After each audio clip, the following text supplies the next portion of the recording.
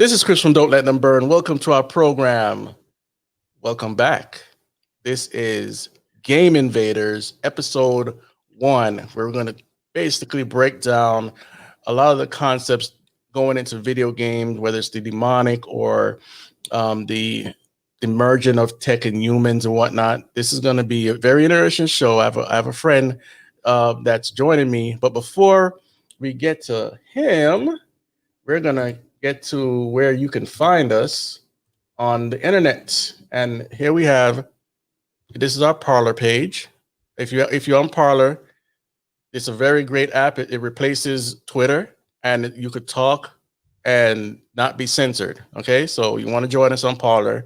We get to show and expose different things there. This is our Teespring where you can get a mug. We're going to bring out some new shirts dealing with our segments, and I get to the segments in a second. So right now, this is what you can get. You can get Don't Let Them Burn shirts. You can get a God is Holy shirt. The Righteous Are Bold, and more. This one is Amazing Grace shirt. It's typography print, pretty cool. You can get it in different colors. That's to support the ministry and our documentary efforts. If you don't know, we're coming out with a documentary called The Alien Deception Entertainment Frontlines, and I could show you the trailer, and in fact I should before we get started. This is our Patreon. Again, this is another way to support us, and we'll probably come out with other ways too. I know everybody can't support financially. This is our Facebook page, right? And so we post a slew of articles on our Facebook page. You go back there, you'll find articles that you just didn't think would actually be around, dealing with tech and everything else. This is our BitChute, and obviously it's like a YouTube, but we're not getting censored. And obviously, this is the YouTube channel. These are our segments that have come out so far: Reign of the Tech, Paranormal Shift, Hollywood Matrix, Apocalypse News and Updates. We also have, let's see, the Political Edge, where we talk politics. And we have Codex Explained, where we try to, discuss the Bible and make it clear for you on certain topics. And so let me look up the trailer really quick here. And so you can get a glimpse of that.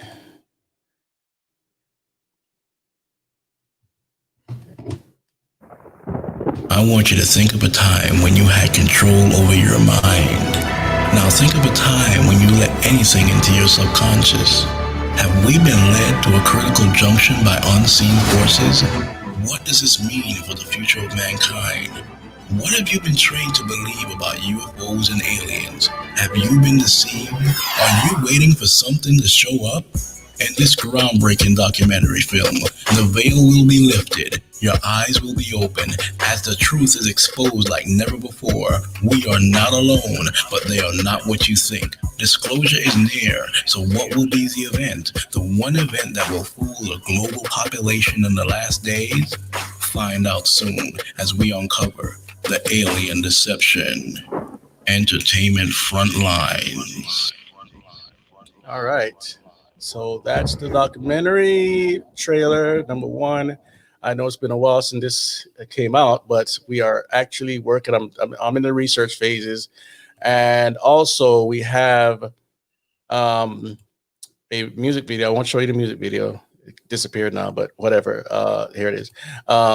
This is I'm not going to play the video, but this is Genetic Apocalypse. This is an actual song. It's not some pet project. It's an actual song. It's out there on iTunes and Google Play and whatnot. This is all about the genetic apocalypse that's going on in our world, actually. So I bring up a lot of quotes here from different sources, and it's connected to Pastor Billy Crone's Hybrid Super Soldiers and the Coming Genetic Apocalypse. There's the if you want to purchase the song, here are the YouTube channels underneath it. This is how you stream the documentary. And that's it for the promotion. Welcome, my friend, Danny Zimmerman. How you doing? Hey, I'm well, Chris. How are you? I'm doing Thank you for great. having me back. Yes, sir. Yes, sir. I know this is going to be a very fun show because we're going to track down the demonic in video games, and I don't think some of the stuff that we're going to present today people are ready for. No. But the secular world, they are actually in tune with what's going on. The Christian church actually is the one denying it. Mm-hmm. Yeah, right. And Yes. and of course you have the secular skeptic and whatnot, but this is a thing that I've been witnessing since I was a little boy, right? And so we can go down some of the history of it. Basically, the video game started in the military. It was a military application at first, and then it came out into the public. You had the ping pong, not ping pong. What is it called? The Pong. You had Atari. You had Combat. All these little games that were like doop, doop, doop, doop, doop. Mm-hmm. You also had the machines with the buttons. What are they called again? Arcade? No, the cabinets with the little sticks. Oh, joysticks. No. The little stick, boop, you hit the ball and it comes back and it goes up and the box is all painted. I can't believe it's escaping me. Oh no, I know what you're talking about. It's not a video game. It's actually a physical game. It's a box-like thing, and you go to the arcade and you're hitting the little button. Come on, guys, help me on the chat. Pinball machines. And so what we'll see as we explore all these topics is they all have the same themes, whether it's fantasy or horror or the demonic, dragons, demons, orcs, fairies. It's all the same all the time. And so as we move on, we had ColecoVision. So ColecoVision, Atari,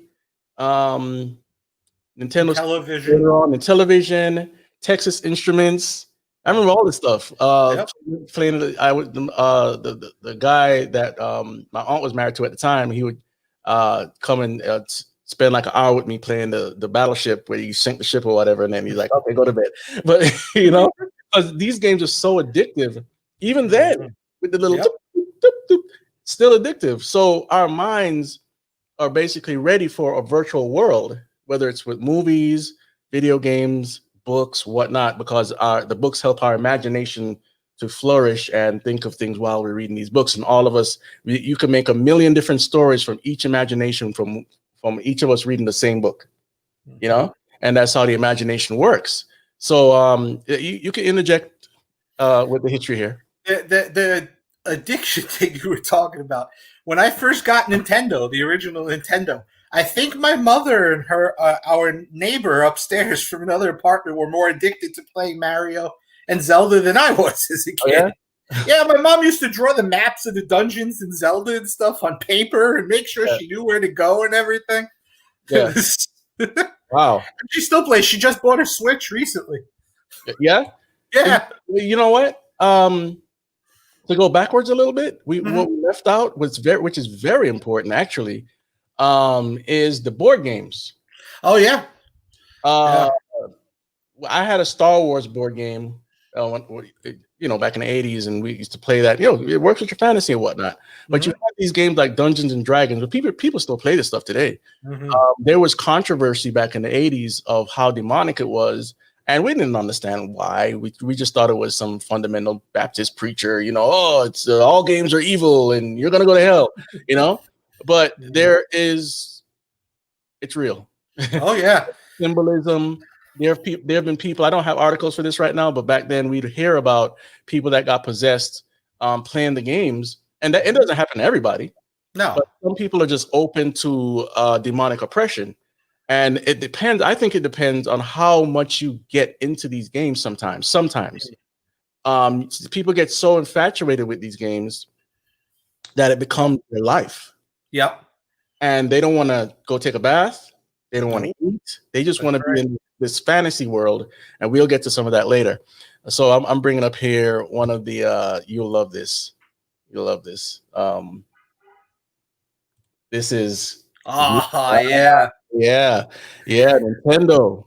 Is this the Super Nintendo or just the? That's the original Nintendo. The original Nintendo. Yeah. And I remember all these cartridges. You have to blow it out to Mhm. when That was so good. game went bad, right? Yeah. Yeah. So Yeah. we all had fun with these games, but we didn't Mhm. understand what was being put in front of us. And That's right. we're not trying to say this is not legalism. We're not saying you can't play video games No. or you should never do this or that. But what we're trying to show you here is that some of these games expose you to themes that you didn't think were real. Mhm. Okay, and so that's just one of them right there. The old system, Nintendo or whatnot, and And they had the robot with it too, oh originally. yeah, Remember Rob? mm-hmm. Yeah. Remember Duck Hunt? I do, yes. That was Yeah, fun. yeah. So with the virtual, that's the virtual gun right there, and Mhm. you shoot down the ducks and Mhm. whatnot, and get your points. In Nintendo's history, they actually started out making light guns like that. When they, well, they didn't start out as a company, but in the 70s, that's what their main focus was when it comes to videos, making light gun games and stuff like that. So that's why that's in the system when it came, because they had already been building stuff like that. Good fun fact. Yeah. Did Mhm. not know that. And so I'll let you talk about some more of that, but I just want to get my little history out the way so I can Mhm. yours, of course. What there became a time when I took a break from video. And you know what? In high school, we had the Sega Saturn, Sega uh, Genesis. Genesis. Again, PlayStation 1 came out when I was in high school. I believe. Mhm. Yeah, I think I was in high school. And you had a few other ones, right? 3DO, Neo Geo, Neo Geo, Jaguar. Jaguar, all these. Yeah. Yeah. And these systems were becoming ubiquitous around that time, late 80s, early 90s. And again, it was all fun. And we would sit down and play all sorts of Super Nintendo was the thing before PlayStation. And we Mhm. play all the Mario games, and we're going to get into Mario. We play the Zelda, caveman games, the Olympic games, all this stuff. And we just grew up Metroid. on video games, and the video games obviously were more fun than the movies. We were movie fanatics, but Mhm. the video games, it got the family together, Yep. around whatever TV or whatnot, and we would play these games obsessively. Mhm. But It was an escape from everyday life for a little while. yes, as all entertainment is pretty much an escape from the reality that Mhm. we live in. And so anyway, I we took a break, and then of course you have to get on the workforce and get a job, right? Mhm.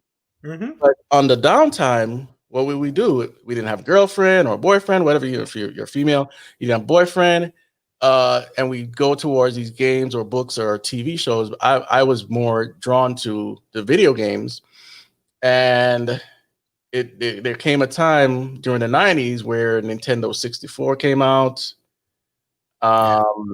and it was getting closer to PlayStation 2, but Nintendo 64.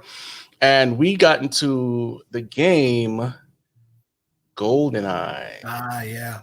Let me tell you something.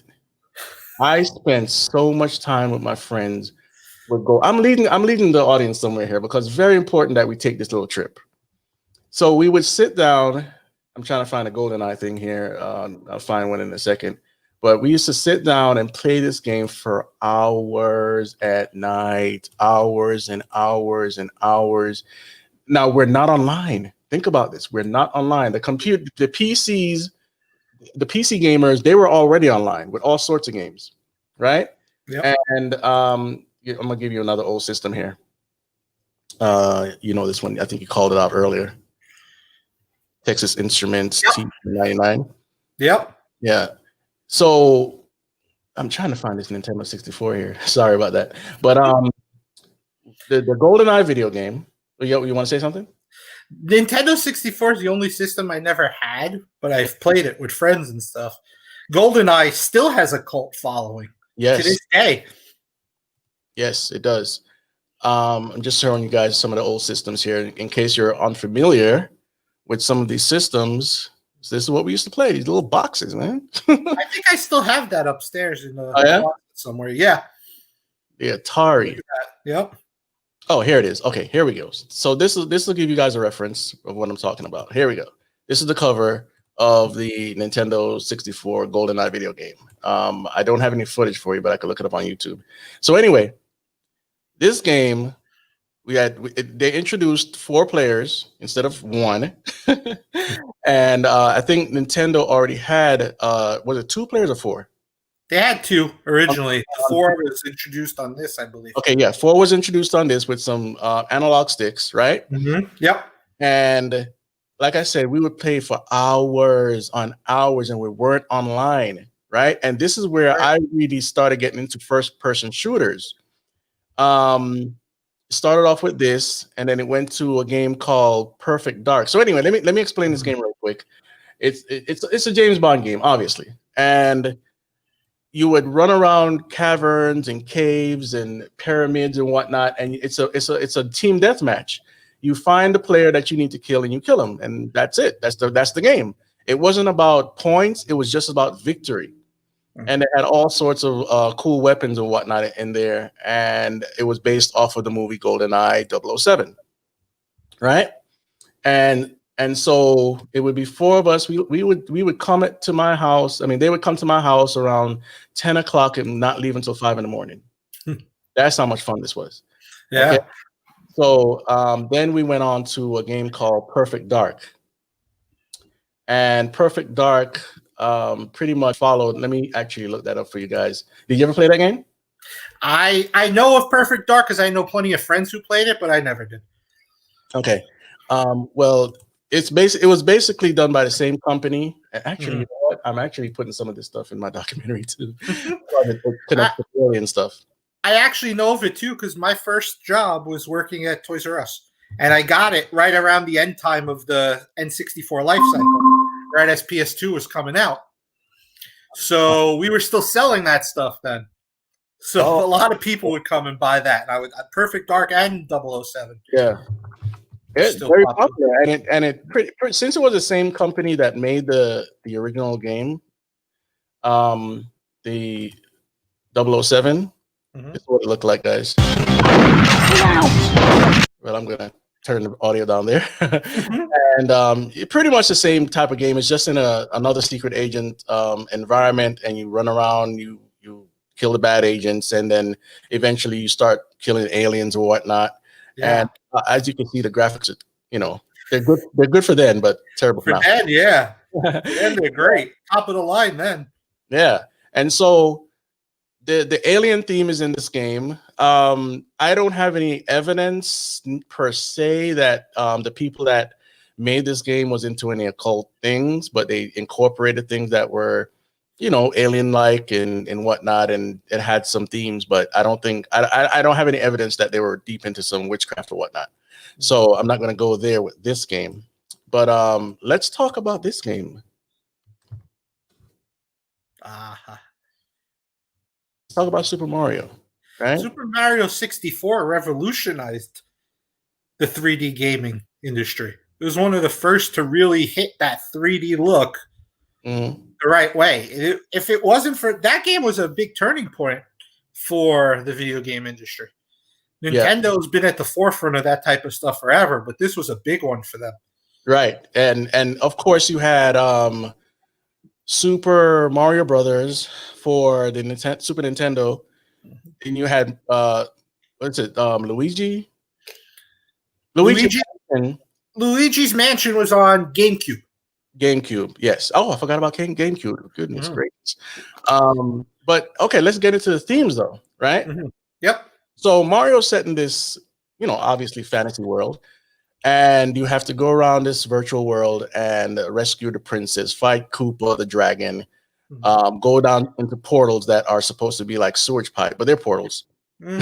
Magic mushrooms. And listen, again, we're not trying to be legalistic, but we have to point out the facts, right? Yep, exactly. To stay away from magic, don't have anything to do with it, but these themes are ubiquitous in our video games, right? You have the magic star that goes into some occult themes. Yep. It gives you powers to, depending on which Mario games you're playing, it gives you powers to either be invincible or get to a further section of the game. These little thingies here, I don't even know what those things are called again. You know what those things are Oh, called? I forget the names of them. I know most of them, but that name I've always forgotten. Yeah. And so Mario is not even from this world, by the way. He's from like New York or whatnot. Yep. Him and his A brother. plumber. Yeah, he's a plumber. And so that's why the pipes and whatnot. Yep. And what you have to understand is when you go to these Eastern countries, you're going to find a lot of mysticism. You're going to find a lot of magic. You're going to find a lot of nephilim, fallen angels having sex with humans. You're going to find a lot of that stuff there. Okay. Yep. So we're not surprised that these themes are in here, but some of our kids grow up with this as a gateway. And I know that's saying a lot. I know, because I didn't go into the occult. I didn't do none of that stuff. I get it. But some people do. It's just a fact. All right. So this is a game that has these themes all over it, but it's not the worst, is it? No. There's plenty more. So then we have A Legend of Zelda. Legend of Zelda. Let me see which one I'm going to pick. Let's pick the old one. And then we'll go further. So this is the Legend of Zelda. And it has all of you see there, the upside down Triforce. It's called a Triforce, which also goes into what's called a triquethra. It's a witchcraft symbol for air, wind, and fire, that sort of thing. And anytime most of the time when you see the word force with something, it has to do with demonic energy. Okay, we explained this the other night on another show that we did about the demonic energy and how it goes into the quintessence and the 5 stars. I mean, the 5-point star. It goes into yoga. It goes into martial arts. You got fairies there. Yeah. Oh, yeah. You got fairies. Fairies are demons, people. Potions. You have potions. Yep. You got the magical shield. You have the magical sword. Boomerang. The boomerang is also magical. Depending on which one you're using. You have the candles, which are another occult idea. I know all candles are demonic. I know. And the ring. The ring, yes. Just power bracelet. Power bracelet. The magic rod. The Book of Magic in Japan was originally called Bible. Oh, yeah? In early concept, yes. Wow. There's early concept of it being called Bible. Also, for A Link to the Past, which was the 3rd game in the series in the US, the first for the SNES, only on SNES, there's early concept art of Link kneeling before a cross. Ah, okay. Oh, just like this. You see the cross there? You see this one there? Yeah. We could actually get that if they'll bring it up, because that, thumbnails disappear when these guys make these videos. Of course. Yeah. So, yeah, it looks like we can't find it. But anyway, it's true. What he's saying is true. And, my favorite Zelda game was the Ocarina of Time. There we go. N64. I played this game like crazy. It's a fun game. Great game. Yeah. And let me try to find a better one. But anyway, this game took us into a more open world, right? And that's what made it fun. It's like, oh, I could ride. You know that the horse here, Eponia, is an actual pagan god. It's a Eastern god. Really? Yeah. That I didn't know. That's crazy. Yeah, I found that out with Derek and Sharon Gilbert when they did a show. Oh, wow. But yeah, that horse is a pagan god. Oh, you know what? Oh my goodness. I'm getting to Star Fox in a minute. Anyway, this series brought you into it's the same. It's just more 3D, bringing caverns and whatnot. You got magical you got trees following you all the time in the forest or whatnot. And this is where his main home is. And you get to traverse this virtual world. Go ahead and talk. Go ahead. They have a magical tree in it that he has to visit. The tree that talks to him. Oh, wait! Before in the village, right? Yeah, before you go on, the tree. Okay. Some will link that to Mother Nature, right? Just like in the Pocahontas movie.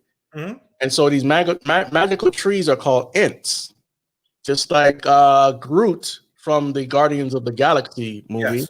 So they're called Ents, and they're supposed to be living trees. Oh, Lord of the Rings has Lord them. of the Rings, exactly. Yeah. Right? And so, go ahead. No, that's what I was saying. There's magical trees in it.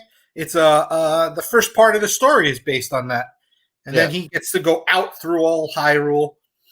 And great game, just a great game. But there is that mystical, you can say occultish stuff in it. Not saying the people who make it are part of the occult, just that the influence of the occult is everywhere. Right.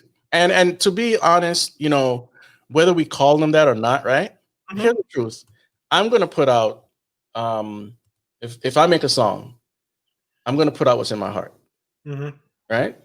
If I'm included in any art form, I'm going to put my all into it. And I might have a spiritual belief that I want to interject.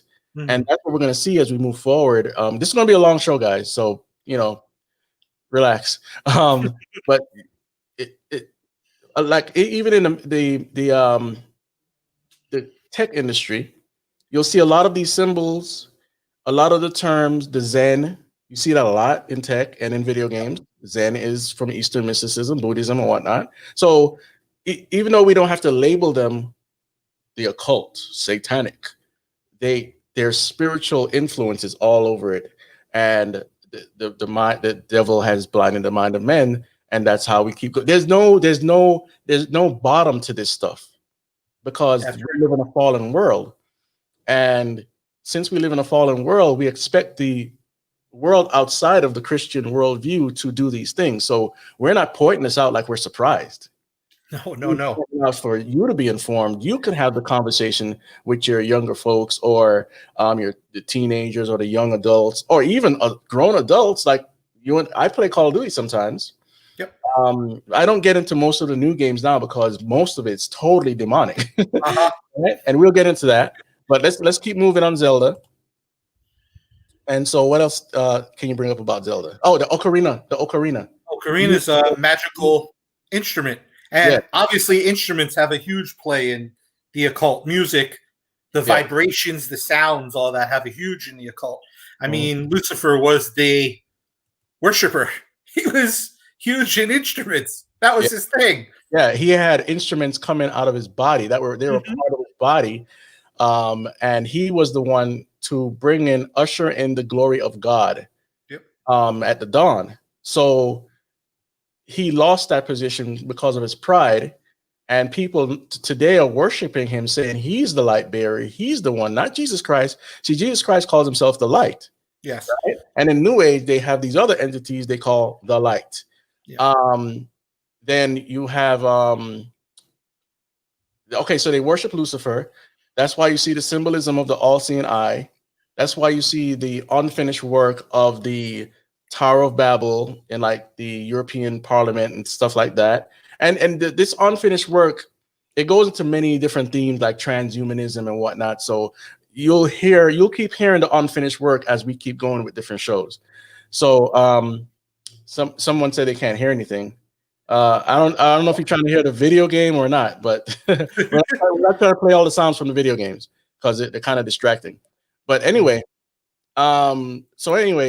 the ocarina, the purpose of the ocarina as a magical instrument was to take Link into he's not Zelda. No, Zelda's the female. Yeah, Link saves Zelda. Yeah, so Link, he used the ocarina to go into the past, traverse time. And you'll see this theme in many different movies or whatnot. Time travel is actually a theme in the occult. Okay, they believe that they can control time by meditation and whatnot. In fact, Will Smith's son says that he can control time. I think he's deceived, obviously, but he believes that he can control time. So, so the Ocarina of Time, very good game, very well put together, but it just has these themes. Now, anything else? The villains are villains, so we can't. There's nothing really to point out about these villains. They're Ganon. He changes throughout the series, but it's always a basis around him. the series mythology changes as it goes. There's Right. actually a massive book. I don't know if I have it right here. Yeah, the history. Let me pull it up. I could show you. They came out with a whole history book of Hyrule. Ah, How look at thick it is. the symbolism. Look at the symbolism on Yeah, that. exactly. Everything is there. Goodness. So there's so much to the franchise. It's Yeah. crazy. And the games, it wasn't just on the main systems. They have games going into the handhelds. It's a far-reaching thing. It even went. Philips made a system called CDI. I don't know if you remember that. No. In the '90s, it was an early thing. It was one of the first CD-based games, and Nintendo had a deal with Philips, and Zelda was on that too. So Zelda's gone throughout. There's so much in that history and realm. Yeah. We could do a whole show just on that. Yeah. The research that could be done just on that. And you know what? We should. Yeah. We should do a show just on Zelda. Yeah. Just like Doom. We'll get into Doom in a minute, but Doom has a big lore. But anyway, let me not keep talking. Another game I want to talk about later, Assassin's Creed. Same thing. Yeah. The lore built around that is it actually goes. They even talk about Eden in that. Yeah. But we'll get to that later. So this is Wind Waker. This is the last full-fledged Zelda game that I actually played. Okay. I didn't play the next one with the werewolf theme. Twilight Princess. Twilight Princess. Zelda Twi. Okay, let's go to Twilight Princess. And you see here, well, in this game, in 19 hours? Good Lord. That's another thing about these games. The more immersive they get, the more open world they get, the longer they get. Yep. You're going to end up spending days in these video games soon. There's a video game out there 80 hours long. Okay. I've played games for 80 hours before. Yeah. I'm not going to lie. The Twilight Princess is a game that actually I think it's gotten me the most angry of any video game I played. There was this one scene that one night I remember waking up my whole house at like 2:30 in the morning because I was flipping out. I couldn't get it.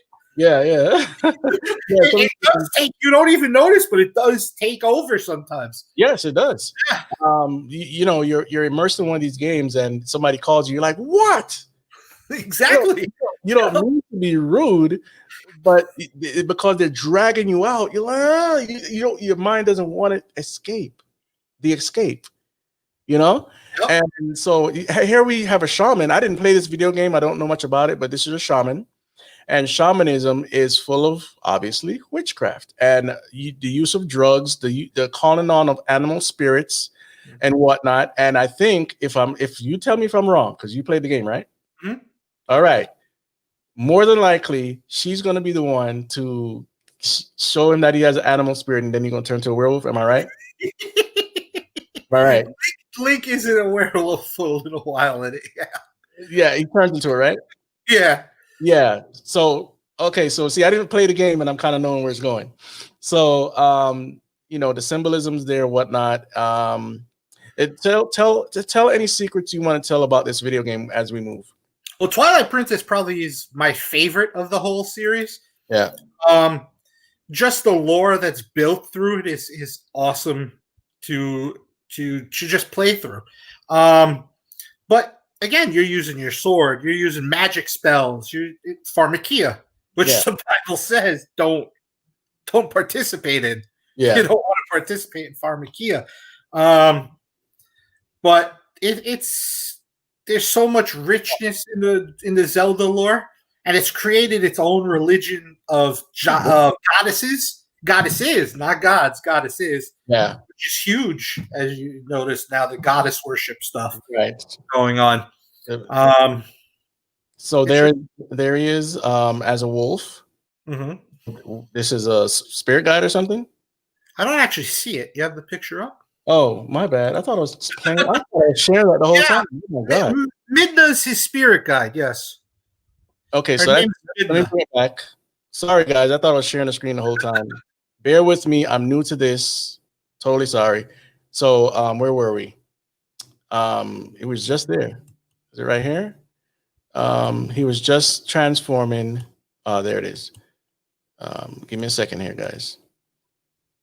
It keeps going to the thumbnail, but going to another scene. Anyway, go ahead and keep explaining. Right now, Midna is basically his guide through the whole game, and he does turn into a beast to get to be able to do certain things in the game, and you're able to do it multiple times throughout the game at a certain point.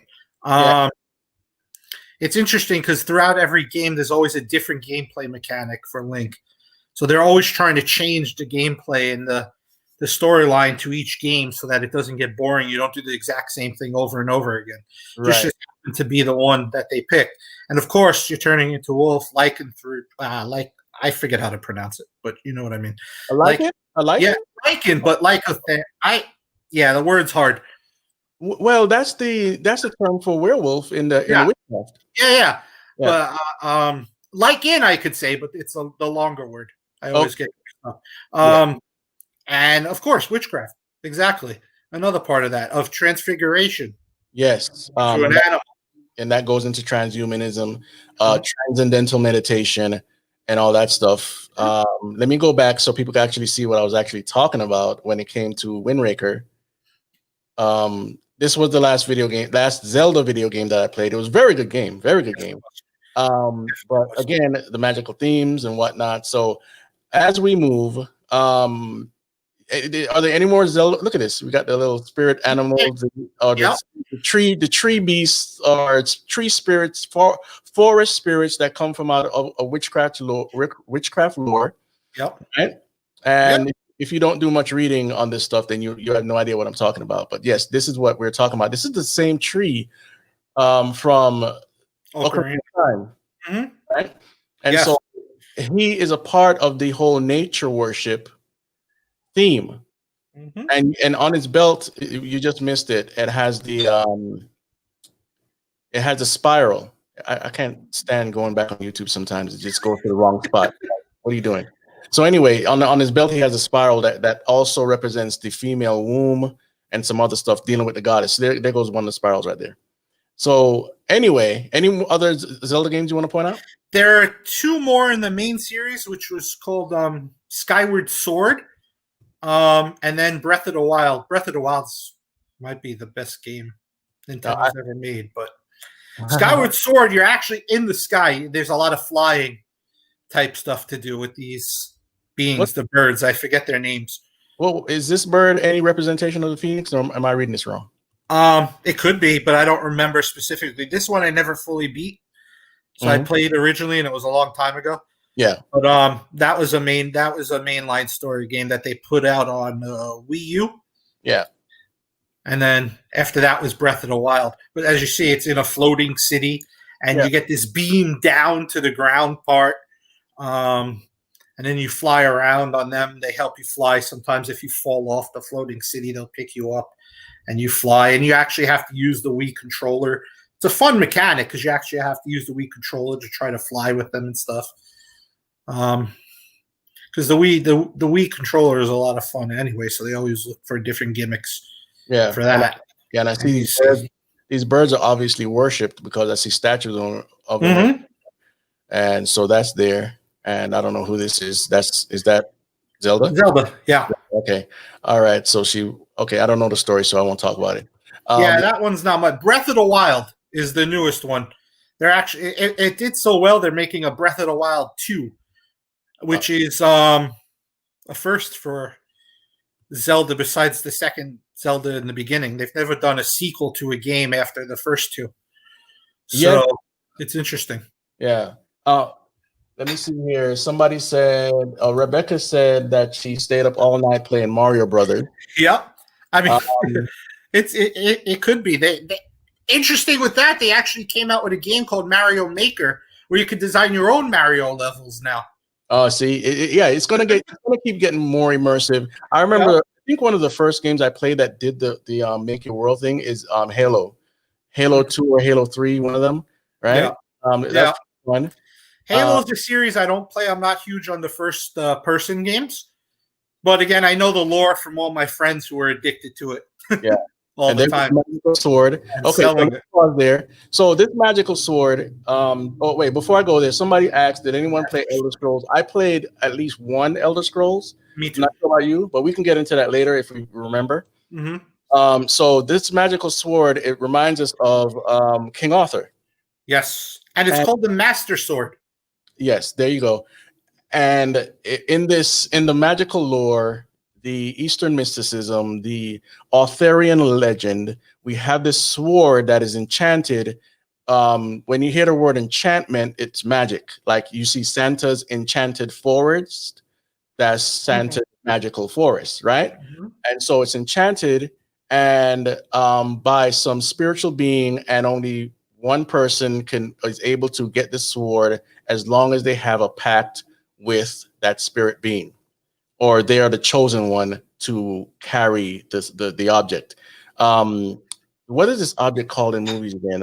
It's always this one the MacGuffin. This is the MacGuffin of Zelda, King Arthur, and a few other tales that have swords in them. So this is a theme that you'll recognize if you watched a lot of movies or played a lot of video games, right? Yes.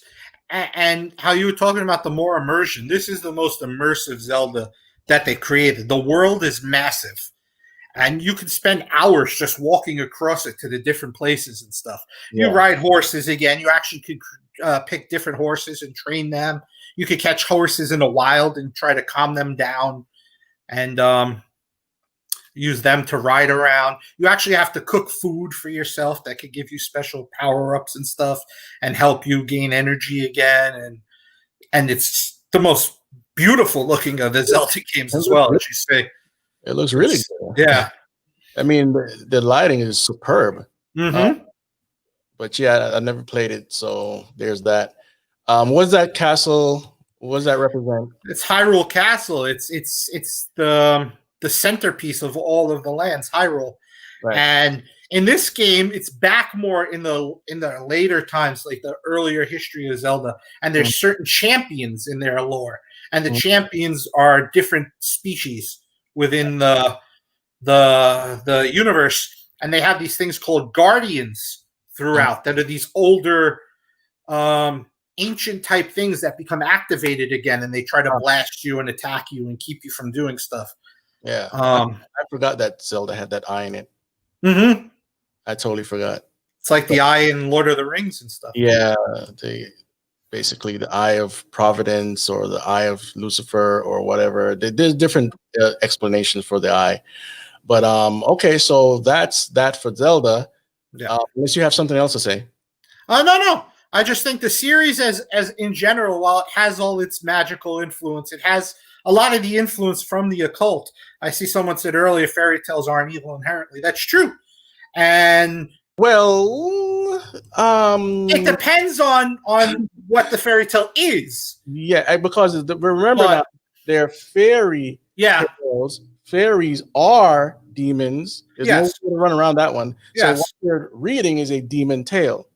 True, but I don't necessarily think that fairy tales have become more of a nomer for fantasy, like a nomenclature for fantasy versus it being about just fairies, even though Zelda has fairies. Right, you're right. The series itself is well done, and like you saw the book I have, there's so much lore in it that it's a very interesting series to keep forth. But you just gotta be aware of the things you're doing, because like you said earlier, some people will be attracted to that and get them into more of the stuff. Yeah. Oh, listen, there's so much stuff to uncover here. Look at on its back there. You got the two heads facing each other. I mean, facing away from each other. The two snakes. The serpentine iconography is all throughout every single culture. You can't escape it. And here we have it again. So we're going to do a show on symbolism and whatnot, and we're going to cover the serpentine iconography. It's very, very intriguing. So let's move on because we're already 41 minutes in. Oh, wow. Yes. Time goes fast. All right. So Star Fox is one of these early Nintendo games that is based on ding, ding, ding, ding, ding, a god or a goddess. And the name, I can't remember the name of the god, but it's a fox god in the Eastern mysticism pantheon that he usually has, or he or she, they always switch genders, always have 9 tails. Sometimes it's 2, sometimes it's 1. You know Sonic, right? Mm-hmm. We'll Tails is one of his characters. and the female fox Mm-hmm. has, I think she has a tail that spins. Yes. It's the same goddess. Lucky. It was Lucky, right? I can't remember the name. That's why I'm not even. I think I'm pretty sure it's Lucky. Yeah, and so Star Fox. I mean, they're not showing him in here in this thing, but anyway, it was. I used to play this game a lot. It was pretty challenging. Let's see what's going on here with Star Fox. You talking about Krizoa? Is that the name of the god? Is it Krizoa god? Is it orange looking? Or Or this one has a blue cloak. I'll show you. See, I have a picture brought up. there you go. That's Star Fox. Yeah. Yep. Right, and this obviously a modern version, looks really good. Yes. So they pretty much pulled from their Eastern mysticism lore and made a character out of it, and you'll see the character pop up in different video games. Like I said, sometimes it's a full on wolf or fox, and they'll have the tail or 3 tails or 1 tail or all the 9 tails. So you just have to know what you're looking at to actually see what I'm talking about. Go ahead. Yeah, Star Fox is one of the series actually I didn't play much with, so this might be more right up your alley. Okay, all right. There's not much to talk about with Star Fox except for the animal spirits here. Mm-hmm. Listen, I know when you play the video game, you're not thinking, "Oh, these are spirits." I get it. Totally, trust me, I get it because I used to not think that. Okay, but once you start to go into the lore of Eastern mysticism, whether it's Buddhism, Hinduism, Taoism, Shintoism, and all the other isms and schisms out there, you'll see a lot of animals. Yes. Kung Fu Panda was all about a world full of animals. They're representation of the animal gods in these pantheons. And Nintendo's a distinctly Japanese company. Most of the games are made by the Japanese people, so you're going to get a lot of that influence into there inherently. Absolutely. And also, they've introduced some human characters. They had human characters in there before. Yeah. So they're introducing more now, and that's fine. So the whole thing about the Japanese culture is they believe that they are descendants of the gods. And that's why you see some certain Japanese people, not all, certain ones are very racist. And also the Chinese people think they are descendants of some godlike beings as well. Mm-hmm. So especially the Han dynasty, right? From the Han. Mm-hmm. Yeah. And so you don't be surprised when we point this stuff out, they know this. Yep. We're the 2 hosts tonight know this, but many people don't. Okay, go ahead. You want to say something? No, I was just saying. A lot of times people here will believe things and say, "Oh, but that can't be true." But it really doesn't matter. It matters who's creating it believes it or not. Yeah, exactly. So you have to understand where they're coming from as well. Yeah. So that's Star Fox. Let's go really quick to Sonic, because we haven't even gotten to the dark stuff yet. No, there's dark stuff. Okay, so this is oh my gosh, that's not that. And then they did the movie Sonic, and he came from another realm through a portal. Absolutely, and his rings became portals. Yep, exactly. Yeah, I never did a breakdown for that movie because kind of boring, but whatever. Yeah, it was boring. You're right, but the portal thing is very interesting. All right, so if you don't know Sonic the Hedgehog, he is a representation of, again, another animal spirit, but you can also see him as Mercury, the Flash. Yeah, he's the speed god. He uses the speed force. To run and whatever, and obviously some alien planet or whatever. However, they match the theme. So again, he has I can't remember. Oh, here, look at this. I think they show all the animals in here. I'm trying to get to the animal I was talking about earlier, his counterpart, I'm pretty sure it's Lucky. Let me see. Lucky. Because they made a Lucky game too. I'm pretty sure that's what it was. This is the bad guy that it skipped it, but anyway, yeah, that's the bad guy right there. And these games are fun, man. You know, Mhm. we're not taking away any fun aspects of it. Some people go as far as, I will never bring a video game in my house ever. There she goes. He this time. They always switch up the doggone gender. Boom. Yeah, that's it. I'm pretty sure that's And Lucky. see, she has 2 tails. Yes. So was the pagan god that you looked at, you were bringing up the name, was it, how many tails did it have? Let me go back to that. I've had it. Give me one sec. Okay. Krizoa. Krizoa? Yeah, the one that we're talking about from Star Fox you're talking about? Yeah. How do you spell that? Krazoa.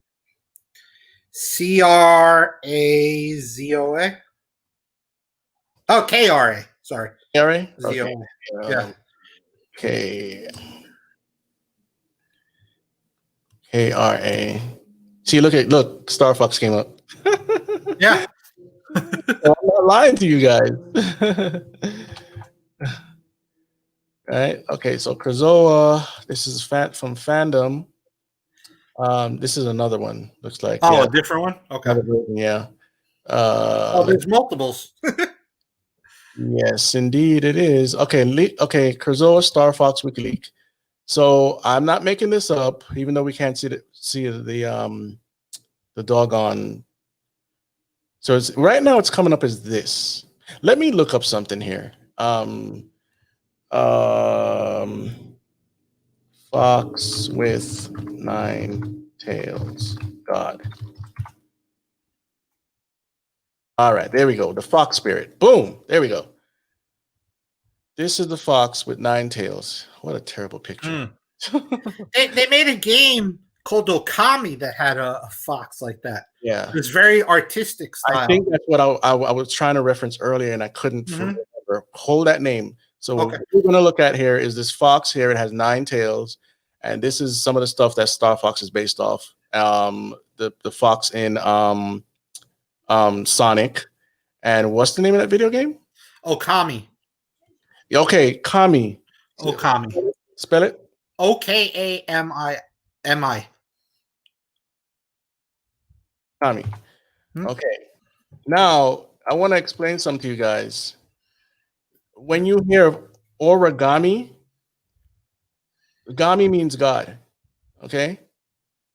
And I think the aura part means just paper or something like that. So this is the one I wanted to bring up earlier. Couldn't remember the doggone name. I'm trying to get a better representation here, bigger picture, whatnot. So anyway, this is the cover, and it has the tails there, and so it's a spirit animal. And let me see if I could find a video representation that actually makes sense for us. Right. And okay, here we go. So, like I said, don't be surprised by this. This is Eastern mysticism. Okay. And they're going to have the goddesses and the gods and all this stuff. But, you know, when you get this information, you could talk to your children about it. You could talk to your teenagers, your young adults that are just enamored with this stuff. There goes the theme that always comes up in movies and video games, books, and whatnot. Is portals, because there is a spiritual realm. Okay. And we have to understand that this is not make-believe. I mean, this is, but the spiritual realm isn't. Okay. So here he says, now I'm not looking for this. This astral pouch. He has an astral pouch. Astral projection is taking your spirit into the spiritual realm. And some people use astral projection to go and molest people, oppress people, and whatnot. When you go into witchcraft and all these weird belief systems. So anyway, that is Okami. This is what's it called again? The fox spirit. Okay. So you'll see this in Indian lore too as well, whether it's American Indians or Indians from India. All right. So the next game we want to go into is what? Let's see here. Oh my gosh. I think if we were on Nintendo series, maybe we could talk a little bit about Pokemon. If you want. Yeah. That's a Or long not. Let's start getting into the darker themes. Okay. All right. We should do another show about that. Yes, okay. We are. So as we move into the darker realms, I want to bring up a couple games that some of you are familiar with, some of you aren't, because not all of us play the same games, okay? And you have games like Witcher, which they made a TV series out of. Yep. Right. Let me stop this for a second. Let me stop the hearing for a second. You have Witcher. The Witcher series. It's obvious what it's about. It's obvious. It's basically about a half breed, right? Yep. That he's pretty much a nephilim, and he has magical powers. He's a part of a system. What do you call that? Not coven, but I can't get a word. Anyway, he's part of a system, a guild that they hunt demonic creatures. Okay, yeah. And so the people in the villages will hire this guy or whatnot, and he will use his magical powers to destroy these demonic creatures. But it's the yin and the yang type thing. Mm-hmm. The good magic versus the bad magic, the white magic, black magic, all this stuff. They're all one the same. So don't get fooled by that. I don't have a. You know what? Let me bring up the Witcher screen. That was a game that actually brought that company that made it, CD Projekt Red, into the forefront of video games. They're one of the most popular studios just because of Witcher 3. Wow. They have a new game coming out December called Cyberpunk 2077. We are going to you know that one too. Go ahead. No, I was just saying, and that's a game that's been really anticipated for this year. It just got delayed until December. It's like the 5th delay. But that's a first person, and it's going to have a lot of the same stuff that you see here in the ESRB for Witcher. Yeah, well, you know what gets me about some of this? What gets me about some of these games is, you see it's mature, 18 plus, right? Mm-hmm. Blood, gore, intense violence, nudity, blah, blah, blah. But I see a lot of parents buying it for their 9-year-olds. Oh, I have a story about that, actually. I used to work in Toys R Us, like I mentioned earlier, selling video games. I worked in the video game section a lot of the time I worked there. And I would be ringing people up or helping them pick out games and stuff. Mm-hmm. And how many times I would tell them, this game isn't for kids. Like, this game is violent. There's sexual content. There's bad language. You're killing people. You know how many parents would tell me, oh, that's okay. It's nothing my kid doesn't see normally. Or he'll just play it at his friend's house anyway. I'm like, I'm sitting there. I'm like, this is even before I was saved. Like, what are you doing? Yeah, because we have a moral compass, and we should be following that moral compass, And here, that's a voodoo doll she just picked up, huh? Yes. Okay. And so, listen, the themes are obvious. We don't have to point out too much. It's called Witcher. Yeah. Okay, so a lot of these either role-playing games or first-person shooters, not all, but a lot, have these very dark themes. And these witches become the heroes, right? And we end up glorifying them, putting their posters on the wall and whatnot. As you see, there's sexual stuff, blah, blah, blah. He has the wolf. Let me try to skip this here. And that was perfect timing. Yeah. So he's taking potions and whatnot, and his eye looked like it turned into a serpent eye. I'm not sure if that's true or not in the game, but that's what it looked like to me. So yeah, that happens when he's starting to get into his magical stuff. All right. So like a form of demon possession, but they're not going to say that. Yeah. They're more akin to superpowers. Yeah. Right. And so that's Witcher. I'm trying to find something more popular that people won't really think is that demonic, and I'm getting there because it starts with call and ends with duty, right? One of the most popular series ever. People buy it every year. They can't wait. Yeah. They have release parties at midnight before. It's probably not this year due to COVID, obviously, but yeah. Now my brother's watching right now, and he knows that I used to play Call of Duty Zombies, Nazi zombies to be exact. Let me look up not just zombies, Nazi zombies. who wouldn't want to kill Nazis? Right? And the original Nazi zombies, it was very, very, very addictive. I mean, it wasn't even an open world. You have to play the game until you get to certain compartments. Let me bring up my own personal video here on my computer. And here we go. This is Nazi zombies. And so you would run and you would have to close these doors. I mean, close the windows, board them up, get points. And the more points you get, the more weapons you can unlock and all this other stuff. And you have to fight hordes of zombies, different rounds. If you get to round 20, you're a beast, man. So there's no end to this game, though. No. It just the harder you can go, the more it's going to keep going. The harder level you can go to, the more it'll keep going, right?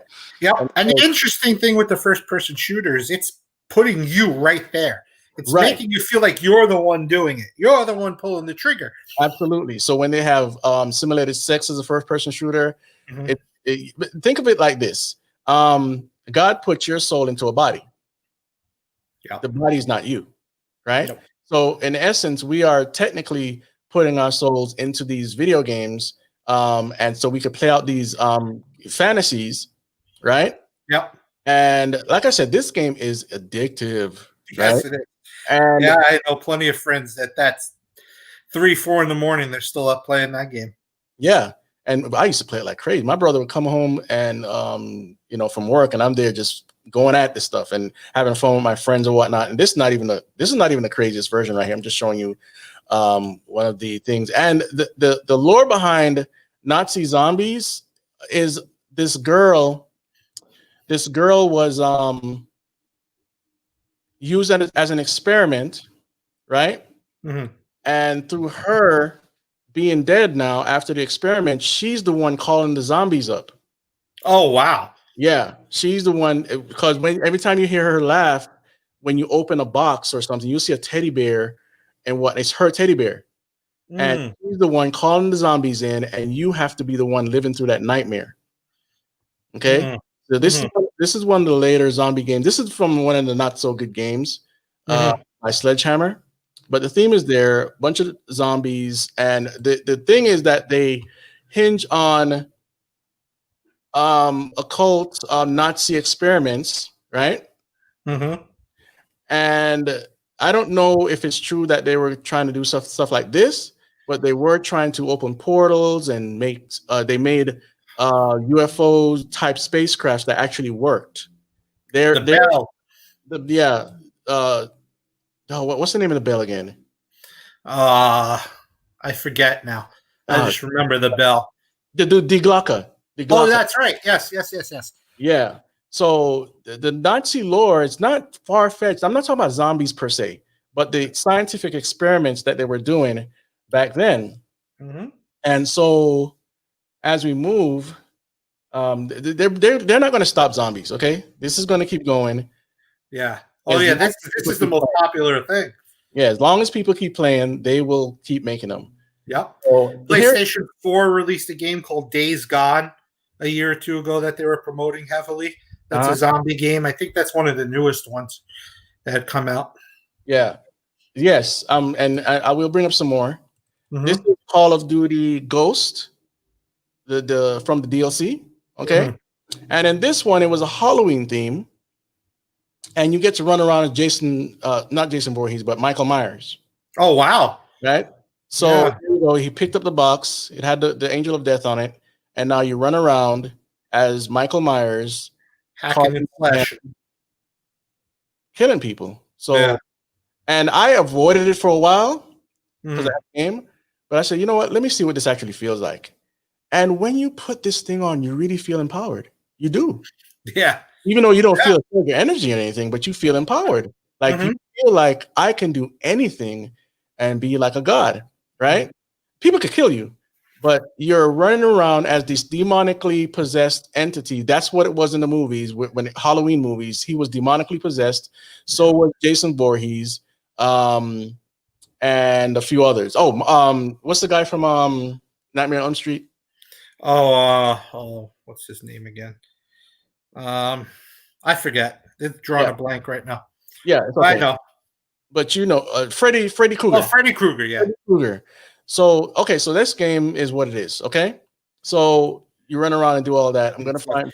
Just to show how popular Call of Duty is, this company, Activision, has multiple studios working on games, trading back and forth each year. It's not just one studio that usually brings up a series game, Mhm. like for most series franchises. They have multiple studios working on this series.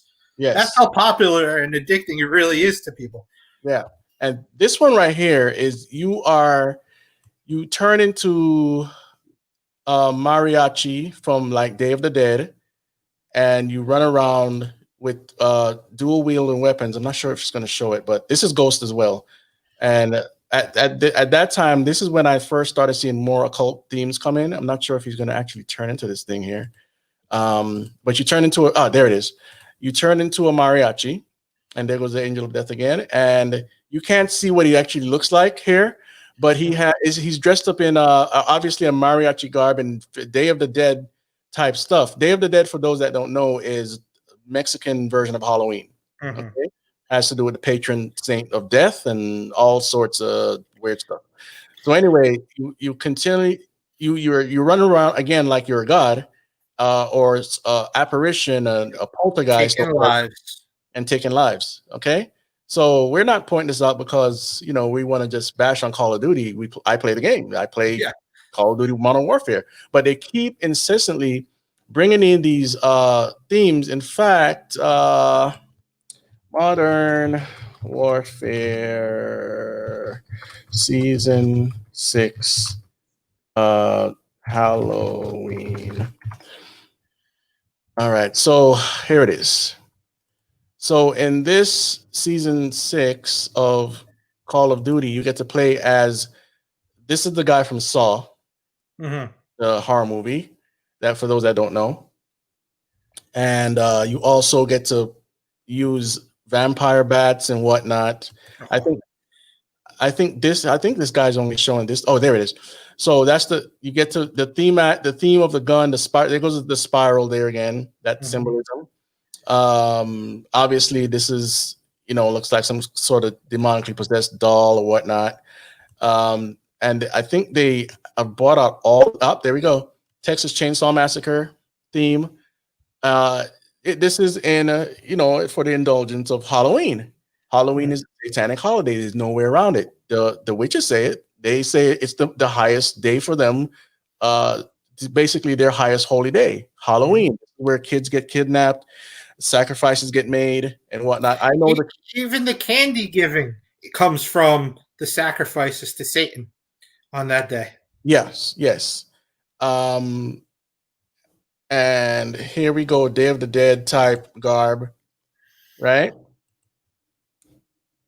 So these are all the Angel of Death, right? Or Thanatos in Greek. Mm-hmm. So we totally understand that many of the children or teenagers or whatnot don't understand what they're doing. But this is why we start these conversations, Exactly. right? Exactly. And also, they had a lot of other occult themes in Call of Duty, but I think that's where we might stop on this one. Okay. And let me see if there's anything I'm missing before we get into what you want to talk about here. Okay, here's another one. Here's another one. You should know this one.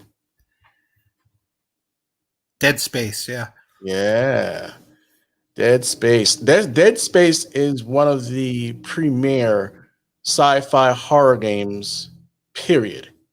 I never played it. I think my brother played it, if I'm not sure, but I think he did. But I never played it. It's basically a space horror game, mixing themes like aliens, some sort of. I think there might be some apparition aspects to it, but I didn't play it, so forgive me.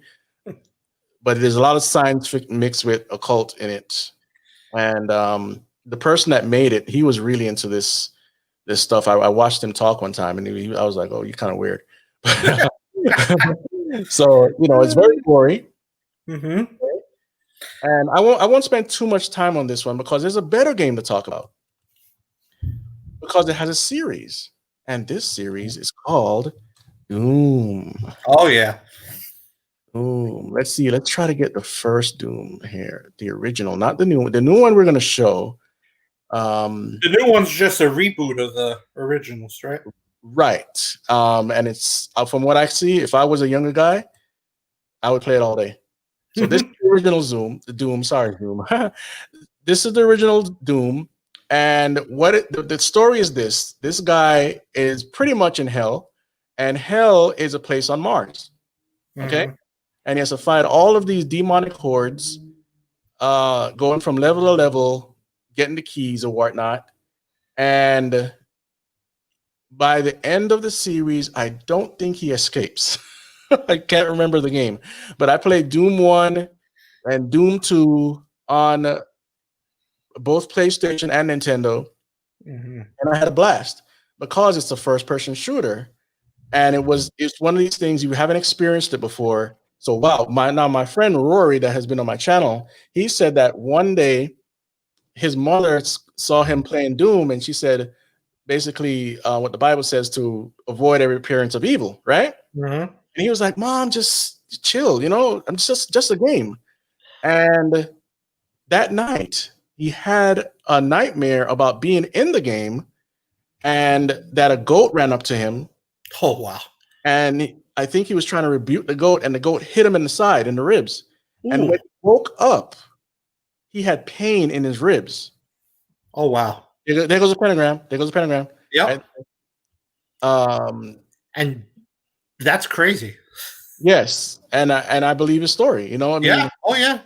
Because the spiritual realm is real. Mm-hmm. Okay? And why would they put it is hell. So we're not going to say why would they put a pentagram in here. But the company that makes Doom also makes Quake, right? It's software. Mm-hmm. And what you'll see is it's always some demonic horde that you have to fight. Now, the problem with this is we don't want people to think that it's a spiritual battle. In the sense of, sorry, not a spiritual battle, a physical battle, in the sense of you can defeat demons with guns and whatnot. That's the themes in all these horror movies and whatnot. Mm-hmm. If you're not spraying holy water, you can use a gun or a magical knife or axe or whatever. This is a spiritual battle that is fought through prayer, fasting, and relying on God, and you can cast out demons if you choose. All of us can cast out demons because we have the Holy Spirit in us. That's right. Jesus gave us the authority under his name. Right. So that's Doom. Doom is interesting too. It's such a popular franchise that The Rock actually starred in the movie version of it. Yes. There actually I can't play it because go ahead. Yeah. No, I was just bringing that up. That's how popular of a franchise it is. If you could get The Rock to star in a movie about it, it's a popular thing. Yeah, and that started part of his rise because the movie was not what it did. No, not at all. It was a crappy movie, but yeah. Let me go to Doom Eternal. Most video game movies are pretty bad too. Like that original Super Mario movie was awful. Awful, yes. And they say it's a video game cursed. Yeah, maybe. So it's Doom Eternal starts off in the future, 2151, and obviously it's about Mars again, but this one goes into more spiritual depths, and it's very gory. This is one of the most goriest games out there, and there you have I don't know if this is Earth or not because I didn't play the game, but it looks like it's supposed to be Earth. We have this big old sigil, of a pentagram, and all that stuff means something, folks, but we're not going to get into all the meanings right now. Dude, that's another 2-hour episode. Yeah. So that's the okay. In all of these Doom games, you had this giant demon at the end that you had to blast to death, and that was the hardest part of the game for some people. Mhm. There's some people that they're just too good at this stuff. So anyway, as you can see, the graphics are great, awesome. You know, looks really good, but there's satanic imagery all over the place. Oh, And yeah. this is the guy that you're going to be playing as. He's the Marine, and he goes to this world. And In that clip, was that a bell from a steeple of a church, or was that the Liberty Bell? this right here. No, right before that. It's maybe a steeple from a church. I'm not sure. There was a bell crushed on the floor. I don't remember exactly where it was. Let's start over. Let's go right here. All right. So there, yes, yeah, look like a Liberty Bell or something. Yeah. Right. Yeah. Very interesting. Yeah. Crushing the freedom. So this guy's a little bit merged with tech, and that's another theme: transhumanism and whatnot. These themes are all over these games and movies. Oh yes. So I'm not really showing you much right now. We're going to get to what it really looks like in a minute. So we have these spiritual beings that are actually guiding him or testing him in the game. And I can't remember what they're called, but they have some sort of angelic connotation to them. Of course, we always have portals. Mm-hmm. Right? And here comes some of the gameplay. And this is not the goriest scenes, trust me. And so any young person that is getting into this virtual world, they're going to have a blast. Oh, yeah. And see, there goes some of the gore. But let me go to some actual gameplay so people can see that I'm not exaggerating. I am not exaggerating. Doom Eternal gameplay, right? And let's see where it's a 4K run right here. So this should look. And let's go ahead and let's get to some scenes here. The graphic improvements for video games are amazing, but it also makes it feel so much more real. It's really gonna. I wonder how psychologically that'll affect people too. Yes. Listen, I've played many video games where I either had nightmares or I'm dreaming that I'm still playing the game. Mm-hmm. I've had a few of those too. Yeah. Yeah. So your mind is trying to take it as reality, right? And I'm pretty sure there's a technical term for that. There is something with Tetris. Wow. It's called the Tetris effect. Yeah. Where your mind can't distinguish if the game is real or not. Okay. So there goes some of the gore. Oof. All right, and there's worse, but these are the popular games of today, right? Yeah. Mm-hmm. And we're an hour and 17 minutes in, not too long yet, but we still need to go. We want to make this complete because we want people to really see what's going on here. So anyway, that's Doom Eternal. Another one that we haven't talked about is the infamous Diablo. Oh yeah. Diablo. Now in Diablo, obviously Diablo is the devil. Mm-hmm. You're going into hell. Yes. And have you played the original with the it was where the camera's hanging over the character? I didn't, I stay away from a lot of these games. I know of them because I have so many friends who play and I'm into the video game like stories and stuff like that. And so I've listened to podcasts and I look at the gameplay of games and stuff because just gaming interests me. Yeah. But so I know the basis of a lot of the games. Yeah. You see how real this thing looks. Real enough, not super real, but real enough. Oh yeah. Yeah, and of course, again, we don't have to go through all the demonic themes, but there goes a snake. It's always some sort of serpent, okay? And I don't think this is all gameplay. Let's see what's going on here. Yeah, a lot of it's all right. video. There you go. Yeah, so what you'll have the mages, which are the magi or the people that wield magic. You'll have the hunters. You'll have the guys that are just beast, like this guy's. Yep. And there he turns into an animal. That's straight up witchcraft. But in one of the Doom games, sorry, not this one, but I think it's the last Doom game, the player played as, I believe, an angel or whatnot, or fallen angel, and he goes up to heaven and murder God. Or that's the theme. Yeah, that's that, and Revelations kind of about that. The devil thinks he could destroy God, Yes. and that's his aim. So it's programming. There's a reason why programming is called programming. It programs people for stuff. Exactly. We have good programming and bad programming. Yes. Yeah. And what you'll see in a lot of these games are all these markings when you do the magic. It's actually stuff out of the occult. It's not just some guy came up with a clever idea. And I didn't know that at first when I started seeing all this sigil and all that. I didn't know it was called sigil. And as I found out more about witchcraft, it became very apparent to me what was going on. So that's Diablo. Anything else you want to say about Diablo? Not Diablo, but I'd like to mention that game while I was doing research I told you about called El Shaddai, since we were talking about those things. Well, you know what? I'll share the screen from the Wikipedia if you want. Yeah, pause for a second on El Shaddai. Okay. Let's go to this game really quick, Black Myth. This is a game coming out for Xbox and PS5. And it has to do with, again, Eastern mysticism and animal gods. So this guy right here is a monk, I believe. And you see him rubbing the beads there, like he's in Catholicism. They rub the beads and whatnot. And anyway, the guy that you're playing with, this game looks so good. That is nice, good looking. Wow. Yeah, these are the actual graphics. That's awesome. So you're flying around here as some insect or whatnot, right? And I don't want to spend too much time on this, but anyway, this is the main character you're playing. It's a third person perspective, and you see there's another magician, and this guy. None of these guys are human. They're monkey-like, ape-like, monkey, whatever, right? And so they're gonna do battles with magic and mysticism and all this other stuff, right?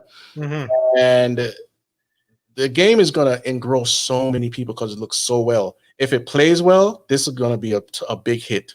Yeah, it looks it. There's another game that's been in development for a while called Biomutant. Biomutant? Yeah, it's a I think he's monkey like the Biomutant, and he could transform into different things. Yeah. And like upgrade himself and stuff. Now remember, guys, the transforming is all about the witchcraft, turn into a wolf or a bat or whatever, and that goes into transhumanism as well, because mankind wants to become gods. And if you haven't heard of transhumanism, we got tons of videos on it. So just go back and look. This is his monk guide. I believe he's a human, but look at his head. It looks gross. Anyway, there's a part in the game where he comes upon a foe that is pretty much like there he goes. Like a wolf god or something. So let's just play this for a second and do some commentary. Just the look of this game is amazing. The particle effects and everything. Yeah. Some would say it doesn't get better than this, but it will get better than this. It will, yes. So here comes the wolf-like god, God with a little G, of course, and they do battle. And so it's always about some giant monster at the end or in the middle, the boss fight, and most of the time it's pretty much demonic. There's a game that I want to get to in a minute that we didn't cover and we need to. It starts with a T and ends with Ekin. Okay? Tekken. And so this is sorry guys. This wow. That's a bit creepy, that wolf god thing. Yeah. So what I'm pointing out here in this Tekken thing is that you usually end up fighting angels or some sort of demon, or you become one yourself. So in this one, this person he's fighting here, it seems, innocent or whatever, nothing to think demonic except for obviously the dark energy that she's wielding. And so anyway, you got round 2 and she's now a fallen angel. Oh wow. right? Devil horns and Yep. all, right? Yeah.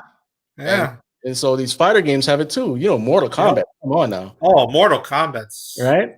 Yeah. The. There's another Tekken scene that I have. I'm trying to find it now as we look at this scene here, um, which actually shows a demonic presence in there. Come on, thing. Where are you? Go ahead and make some commentary on this while I see this out. A lot of fighting games also will tend to incorporate other things to draw people in. I think the Tekken series had Yoda when Star Wars came out again in the past. They'll pull other characters into the games to draw people that maybe might not play fighting games at first. And then when you have the fighting games, you get them with this lore, and it might not be in the forefront of their mind, but subconsciously you are picking up on a lot of this stuff. Yes, whether you know it or not. Yeah, it's true. You just can't overlook that fact. If you dream about it, it's there in your subconscious. Exactly. And I think dreams are God's way. I mean, it's God's way of not letting us die. Yeah.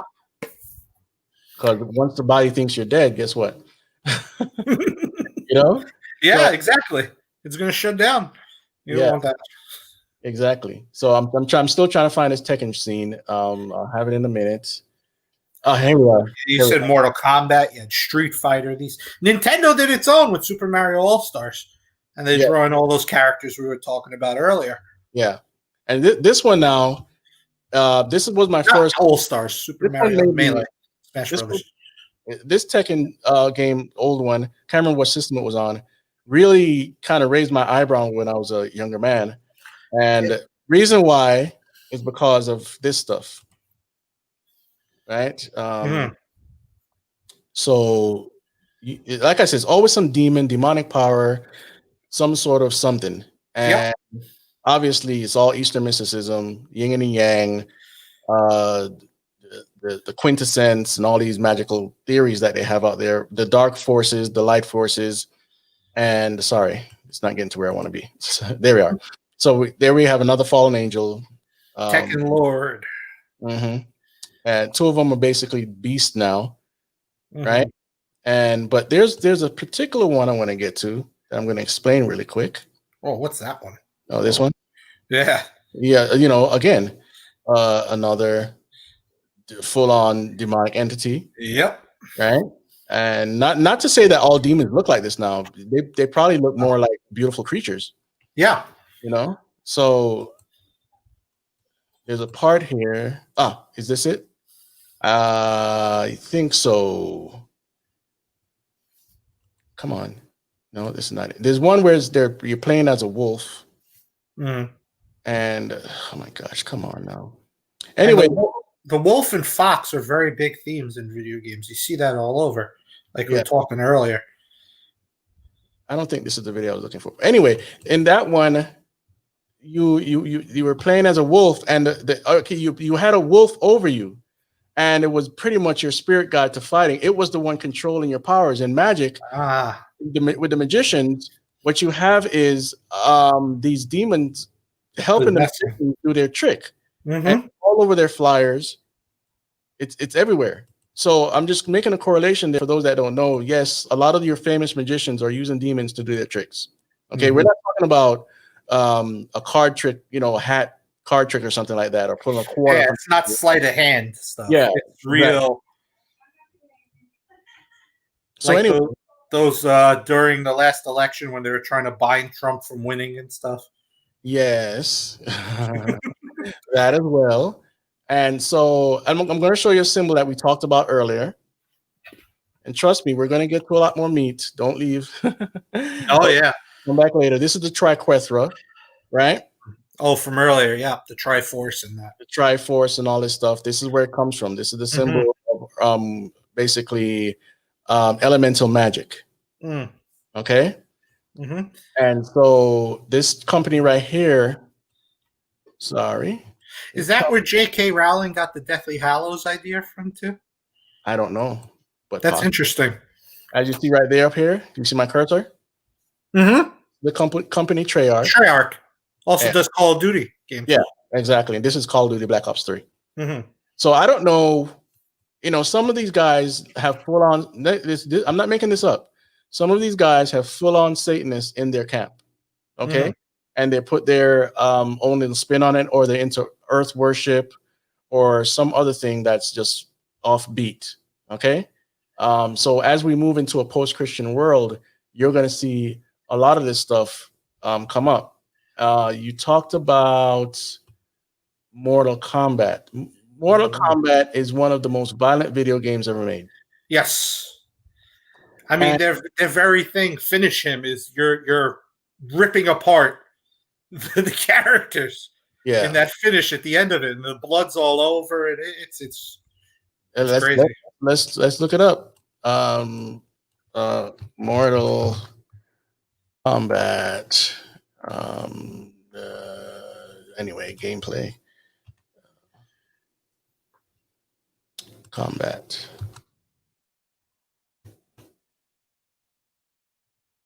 All right. So this is the newer one. The old one obviously didn't look this great, but they're putting other characters that are well known, like Spawn, and they're getting a lot for these characters. But you see how bloody it is, how gruesome it is. And listen, we used to play this stuff when we were kids, and we knew back then it was bad. Mm-hmm. We knew, okay? Yeah. And there were all sorts of people up there in uproar about it. But now, as it starts to look more real, you see people gravitating towards it even more now. And they pull in different audiences, like you said, because they're putting these characters in there that are from different universes. Yep. Right? There you have the Spawn and his demonic whatever. Let's go. Marketing is genius, but it's not good either. Right. And hold on a second here. Let me go to something that doesn't show Spawn so much. We don't care about Spawn right now. So very gruesome. Yep. Right. If they could make a Mortal Kombat movie that was actually good with the storyline, I think the only way for it to be successful is to make it rated R. Yeah. And definitely. The characters like Raiden, he's a old god from the Pantheon. Mm-hmm. So he's the lightning god, which also reflects the nature of Baal, the storm god. And Thor. Who is also Thor, who is also the god of abortion. Mm-hmm. Then that goes into Molech, right? Yep. So the links are all over.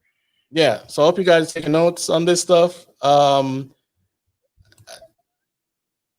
Anyway, this is Mortal Kombat, and I guess they're just showing the theater scenes right now, so not really that important. So there's a couple others I want to play before we get into the big reveal.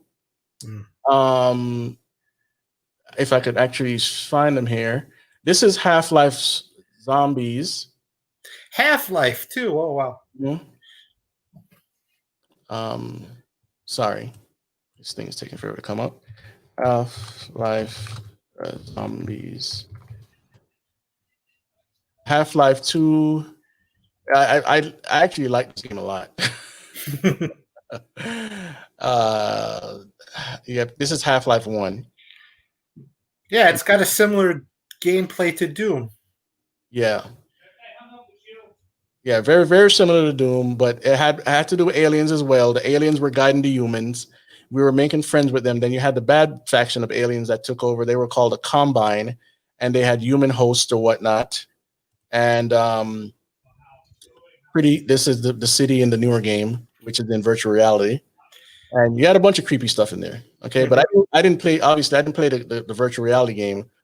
But well, actually, this looks like a remake of Half-Life 2, actually, or maybe they're just showing different games. Anyway, we don't want to stay on this too much. No. So anyway, it has the demonic themes in it, and again, we're not calling people names or whatever, or saying everybody's involved in the occult, but these themes are ubiquitous. Okay. Definitely. And so let's go to El Shaddai while I try to get my ducks in a row over here. All right? El Shaddai, I'm going to share the screen. Let me see. Get this open.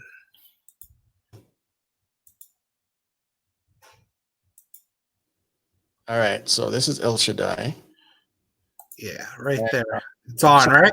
So I might have to stop sharing my screen first. Okay. I don't see yours. Let me stop sharing. Share your screen again, please. Let me find it again. Hold on one sec. Here we go. I got it now. Okay, there we go. There we go. It's a game I found while I was doing research for this, and it came out on the PS3, Xbox 360 generation. It's interestingly enough, the company that made it is owned by the Walt Disney Company, India. Walt Disney is very big into it. It came out in 2011, and it's a third-person action game, but it's based off the Book of Enoch. And El Shaddai is another name that is a name that God introduced himself to Abraham. Yeah. So we're already getting into the biblical theme there, and it plays off the Book of Enoch and the fallen angels and the Watchers and all. And it's just very interesting that this was a smaller game. It wasn't massively around. It got decent ratings. It wasn't huge, but they even go into this type of stuff. But you were mentioning how about Metatron is a what was it you said again? How'd you say it? Metatron is from Gnosticism and the Kabbalah. There you go.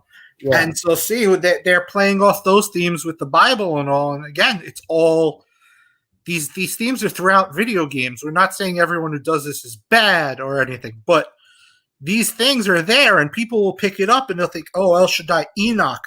They'll take these stories, and like you were telling me, Enoch. There's two Enochs in the Bible. People don't recognize that. There's the son of Cain, Enoch, the evil side, and then there's the Enoch from the line of Noah.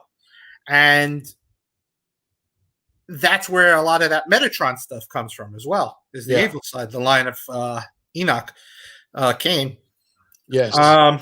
So they're even going into that now. Yeah. They're delving into that.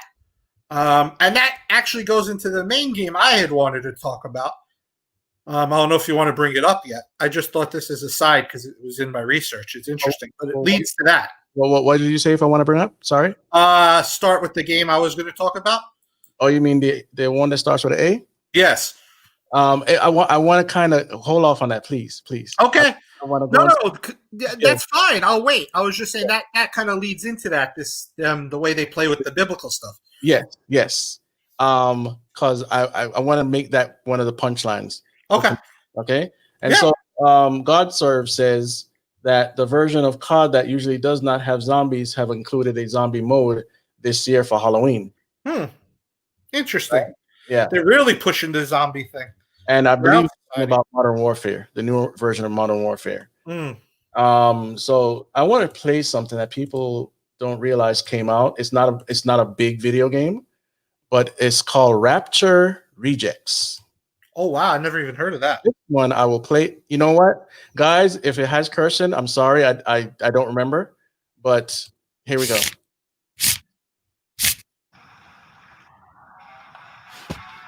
You see the Dear symbolism? God, every day I strive to be closer to your light. I pray that when Judgment Day, that most holiest of days, comes upon us, when you bring all the good people to heaven, that I may live in eternal glory by your side. Amen.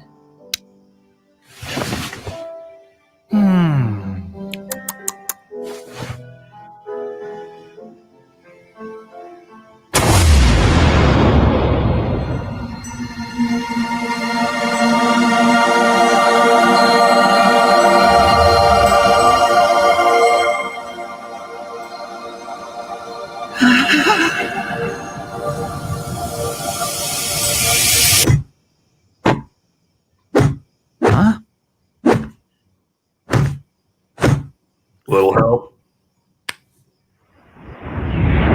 Thanks, brah.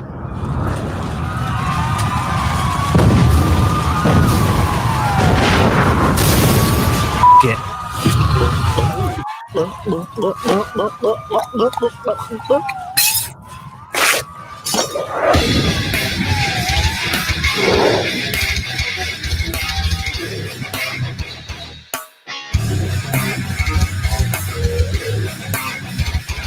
So anyway, as you see there, this guy thinks he's gonna run through the 7-year tribulation just so smoothly while God's wrath is going off. But obviously he was a fake Christian and doesn't care anymore. He's just like, forget it. I'll just go through the 7-year tribulation, whatever. But it's making fun of the idea of a rapture. Yeah. And I've watched a couple of these guys live stream, and trust me, he's definitely on Satan's side. So can I bring up a point off of that too? Sure thing. I'm sure a lot of people watching here are Christians, so they know what I'm about to say. But he says, I'm good. That's not the measure of you being taken in the rapture or not. There are plenty of so-called good people. Even though we're not really good, there's no good people. No, not one. No one's righteous, right? Right. Except for being saved under the blood. You have to accept Jesus as your savior. So if you're watching this and you're not saved, be saved. Come to Jesus. Absolutely. It's not about you being good or doing good things. The rapture is all about those who are born again, not the people going to church. The Amen. people born again. You can't. Going to church doesn't save you. Getting baptized doesn't save you. Doing good works doesn't save you. What else? Helping the granny across the street, all that stuff. None of that stuff. It's all good things, but it's not going to get you into heaven. You have to trust on Jesus. Believe on Jesus, and that's it. And so, you know what? Let's get into Assassin's Creed. And because I have something else to show, but since let's just get to it. All right. Do you want to go to the first one or? Well, I wanted the overarching story of the series. It's starting. There's a lot of games in the series. Yes, it's a lot now. It's gotten massive, but the whole storyline around it is separated into two parts. The first part, you're going back into the memories of one of your ancestors through this thing called an animus. The technology. Yes, technology. And you're able to go back through that technology into your ancestors' memories and see the historical things that have gone on. So it's not to cut you, but it's sort of akin to ancestor worship. Yeah, in a way, it can be linked to that. Sure. Yeah. Okay. And then there's the modern day storyline where you're this person who's recruited into the assassins. There's two groups, assassins and Templars. Many people know who the Templars were. The Assassins group was created to fight the Templars from taking these things called the Pieces of Eden. Yeah. And that's where the lore, why I wanted to link it to the El Shaddai, comes from. Mm-hmm. The lore of that is that humans were created by this older culture called the Isu. Right. And the Isu were the gods of old. You actually see in Odyssey, the character. And here's a representation of some of that. Yeah. And so these Pieces of Eden were created to control the humans. Mm-hmm. The first two humans that they created were Adam and Eve. Mm-hmm. There we go. And that's what you're seeing right now.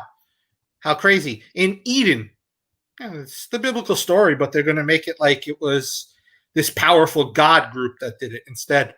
Yeah. And those pieces got scattered because the humans started to not being able to be controlled by them. Yeah. And then Minerva. And that kind of reminds us of the Infinity Stones. Go ahead. Exactly. And the three, I actually have their Wikipedia. Maybe I could stream that and show people too, so they could see as we go. Oh, I got to stop streaming if you're going to tell me. Sorry. Yeah, I'm going to do it right now. Go ahead. All right. Here's the Wikipedia of that. There's a list of all the games in the series. It's a lot. Yeah. And it started in 2007. So for that many games, it's pretty good to have that many games since then. They made a lot of money, man. Yeah. Oh, yeah. And each game revolves around a separate time period. The original took place back in the ancient times in the Middle East. You actually travel through Tyre and all that area, Jerusalem, all that. Assassin's Creed 2 was Italy in the Middle Ages. Mm-hmm. and follows the certain family in a specific bloodline, Ezio di Auditore. And he goes through, he meets Da Vinci, because you meet historical characters throughout the series as well as you're playing, and others. And then there was 2 games created around the second game, Brotherhood and Revelations, which are both around that second game's lore. Assassin's Creed 3 took place during the American Revolution time. You meet George Washington, Ben Franklin, and all that. Yeah. Liberation is actually a game from a perspective of liberating New Orleans, I believe it was. And that was a smaller game that wasn't originally during the French and Indian War it took place. Assassin's Creed Black Flag took place during like the pirate time in the Caribbean. Mm-hmm. Rogue is an Irish one, which is kind of an off part of the series. It's set between the Black Flag and Assassin's Creed 3 in that time period. Yeah. Unity, which is in France, and actually probably is the worst of the series, to be honest, in my opinion at least. Okay. Syndicate took place in like the 1800s England. Origins goes back to the origin of the whole assassin line in Egypt, ancient Egypt. Beautiful looking. They show Memphis and all those cities throughout ancient Egypt you travel through. Yeah. And Odyssey was the ancient Greeks. And Odyssey is the one I was talking. And the newest one that's coming out, Valhalla, is the Vikings. Yeah. And the Viking guns. And Odyssey is the one I was talking about, where there's DLC from it, where she goes into Atlantis. She's able to open the doors to Atlantis, and you see Hermes and Hecate and all those gods. The original 10 God Kings. Yes. Yeah, exactly. Mm. And so, but while that's happening, the modern day story is Desmond Miles for some of the games. There's 2 characters, Desmond Miles and Layla Hassan, I believe her name is. And Desmond Miles was recruited into the Assassins, stopping a company called Abstergo, which is a modern company in this game's lore, which is linked to the Templars, the Knights Templar. Yeah. And they're trying to get all these pieces of Eden to take control over society. And the Assassins are the group trying to stop them. And so you see this modern day storyline as there breaks from the main part of the story in the ancient times. There's times where you get out of the Animus and you're in the modern times, and you follow along the storyline, but in the modern version. Yeah. So the mythos is that Jupiter and another pagan god supposedly seeded the planet. Mm-hmm. And that's called panspermia, for those that don't know. And they have this thing called, is it called the apple? What is it called? Apple. They do have the apple of Eden. It's part of the pieces of Eden. Okay, gotcha. And so this thing is, it's also in the Assassin's Creed movie, which was, it was halfway good. It was halfway. It just got by the end. Yeah. And in the first Assassin's Creed game, by the end of the game, you see sigil magic all over the place. Remember that? Mm-hmm. Yeah. And most people don't know what sigil magic is. Sigil magic is you have drawings, shapes, and whatnot, and you have a word or whatnot, and you take out certain pieces of the word, and then you'll have your sigil, and through that you kind of open a portal for a demonic entity, or some people don't think it's demonic, so they're going to say they're spirit guide or whatnot, or you bring in some sort of luck or prosperity into your life. Mm-hmm. Well, that goes into all the markings and whatnot that you see in these games and movies and whatnot. Go ahead. Mm-hmm. And the three gods or the Isu gods that they're using are Juno, Minerva, and Jupiter. Right. So we have the goddess of war and so on. Yep. Yeah. And it's Juno who tries to stop Minerva and Jupiter from their plan to help humanity, because Juno sees humanity as a threat. Right. And so they scatter the pieces of Eden to hide them so that people don't get them to control things. And oh my gosh. You know what it sounds like? What? It sounds like what we've been covering for a couple of days now. Osiris, Isis, the 14. Yes. Yep. Yep, exactly. Without It that, does very much sound like that. yeah, without that 14 part, you can't have the union. Mm-hmm. Mm-hmm. And then that links to our capital and why our capital is the shape the way it is. Yeah, It's the dome and the obelisk. I know this is getting off topic, but it's interesting. The obelisk is actually 666 inches. yes, and it's not really off topic because we're explaining the occult symbolisms. So Yes. you know, So it's literally 606. It's 111 underground and 555 above. yeah. So And that's the Washington Monument, by the way. yeah, and Yeah. it goes back into the Vatican City, London, Egypt, and a bunch of other places. We covered that Exactly. It happens all over there. Yeah. And those are the cities that are used Yeah. in the game. So it does link. And the womb being the Capitol Dome. And in the Capitol Dome is the apotheosis of George Washington. That's Right. George Washington becoming a god. And if you look at it, that's not him entering heaven the way we think heaven. That's him entering heaven the way the occult would think it. Right, right. And for those that know, like he just said, he said it, but it's apotheosis is either man becoming a god or machine or both if they're merged together becoming a god. So that's it's a transformation. Okay. Yep. Go ahead. Yeah. So I think Assassin's Creed is a perfect example of what's going on in the background of our society. It's an interesting thing that Ubisoft hit on with their story. The Knights Templar, which people have thought for years was used with the occult. Right. And they hid the temple treasures. They believe, I'm not going to say for sure, we don't know that, but there's belief that they had the temple treasures and that they hid it. And so you have the pieces of Eden also being hidden. It's kind of representing also the temple treasures. Yeah. So it's a very interesting thing that they hit on. And it also goes to the end time because Desmond's supposed to stop that in the game series. Yeah. Like an explosion in humanity. And he does. See, what is he trying to stop again? Sorry, I was just an end time event from happening. Okay, so basically this mirrors what's the movie with the giant mechs? Pacific Rim, where the general says we're going to cancel the apocalypse, that we're going to cancel the coming of Jesus Christ. And the producer of that film said that was the best line in the movie. He didn't say we're going to cancel I'm giving you a translation of it. The apocalypse means the unveiling of Jesus Christ, right? And so Hollywood takes it as a big disaster, which it will be, but this is about the unveiling of Jesus Christ. So when you hear, we're going to cancel the apocalypse, that's what they really mean. It's about going into a post-Christian world. Yep. And so the Bible also talks about in Psalm 2 that the kings of the earth are going to plot basically to war against Jesus when he returns. All right.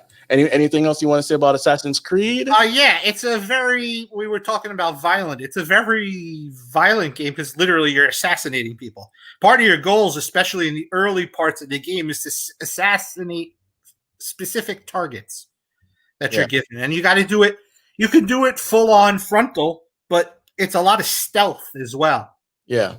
In the game. The game that there you're seeing one of the Isu talking to the character. I think this is Minerva. Yeah. A fun fact, guys, about Minerva, all these fraternities and sororities, they all have a principality over them. And one of them have, they wear what they call the Minerva. Okay. So that's another show, but I'm just giving you that little tidbit. It's Assassin's Creed is a massive series. Like you saw all the games, each game you can spend hours. Like I've played Odyssey, I think I played for over 50 hours. Yeah. Wow. I don't think I'm going to get Valhalla because it's getting too much now. Yeah. And I feel rebuked from playing the assassinating games now. Yeah. But the lore of the stories is so broad and such good storytelling. Right. And the things we were talking about are layered in so that if you're don't really know this stuff, you're not going to catch on to it consciously. Right. Subconsciously, like we've been the theme throughout this, you're going to catch on to it. And you're seeing that's the animus in that picture right there that they go into. They lay down and it kind of connects your brain to your ancestors' DNA. And you're able to pull up. guys, I know this is going to sound so far-fetched. He's assassinating right there. It's going to sound so far-fetched, but they're working on tech to do this type of stuff. Okay. Where they can go inside your brain through memory chips and or not memory chips, but brain chips and whatnot. They can inject memories. They can take out memories, and they could, I'm not saying in the full blown thing you see here. You get to go back and see ancestors through its animals or whatever, but they're trying to make technology like this. Okay, I don't know where they're going to go, if God's going to allow them to do that, but just bear in mind, this stuff that they make up is not just something they brilliantly thought of one day. They do research into future technology. So, like I said, it also fits in a way the time travel thing that the people have been. It's not really traveling through time the way we would think of it, right? But it would be a way to do it. They're thinking, so that's why they're working on that technology. Yeah. So we have the triquetra, we have the false trinity. We have panspermia, which is aliens or some sort of thing seeding the planet. We have magical powers. We have the theme of Isis, and on and on. I haven't played any of these games, so I can't really break it down as thoroughly as you can. But I've seen the themes. I've seen a couple breakdowns like the one we're watching here. So if you have nothing else to say about that, I'm ready to go on to something else. Okay. Now, remember, the theme of this is the demonic in video games, right? Mm-hmm. Yep. So this is not a TV, but a demo from a game called Darkness. This is an old game. Mm-hmm. And in this is pretty much a guy that's endowed with power by a demonic entity that says it came from his head. I think what it's really saying is that he was possessed and he came out and he wants to give him power. Sorry, it's kind of loud there in my ears. Let me turn it down a little bit. I was wondering when you were going to show up. I got a staccato. He's over here. You're not so tough now, are you?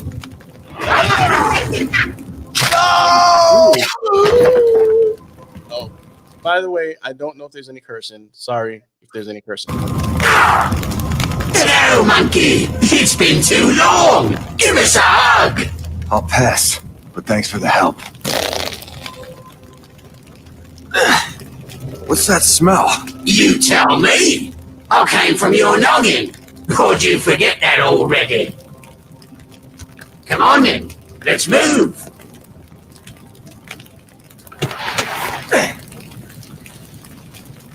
I'm alive. So as you see there, he has a gun.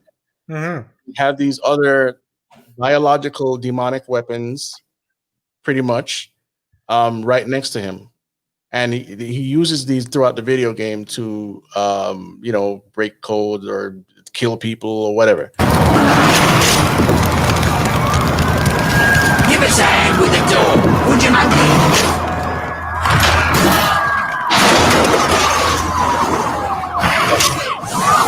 This is the go. People to kill. Ooh, lovely.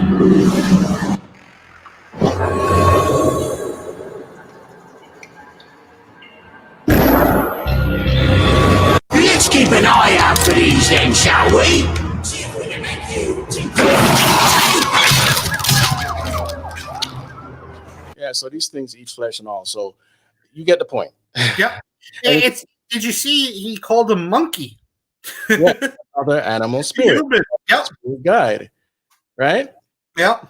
And this thing, I didn't play the game because when I saw the trailer, I was like, I'm not doing this one. That was a long time ago. So I avoided it at all costs. Anything you want to say about that real quick? No.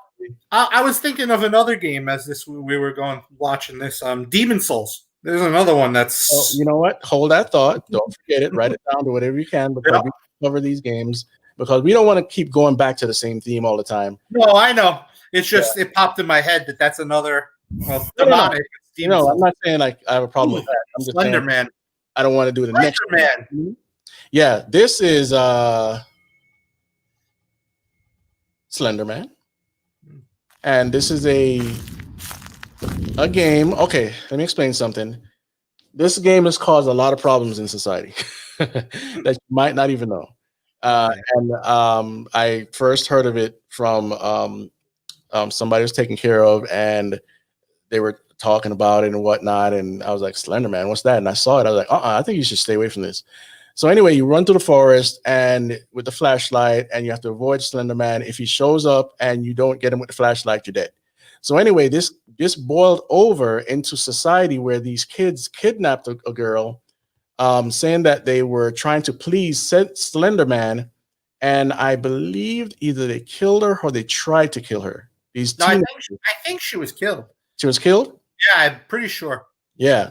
And then they made a movie out of it. So the movie and the murder and all this stuff came from this thing.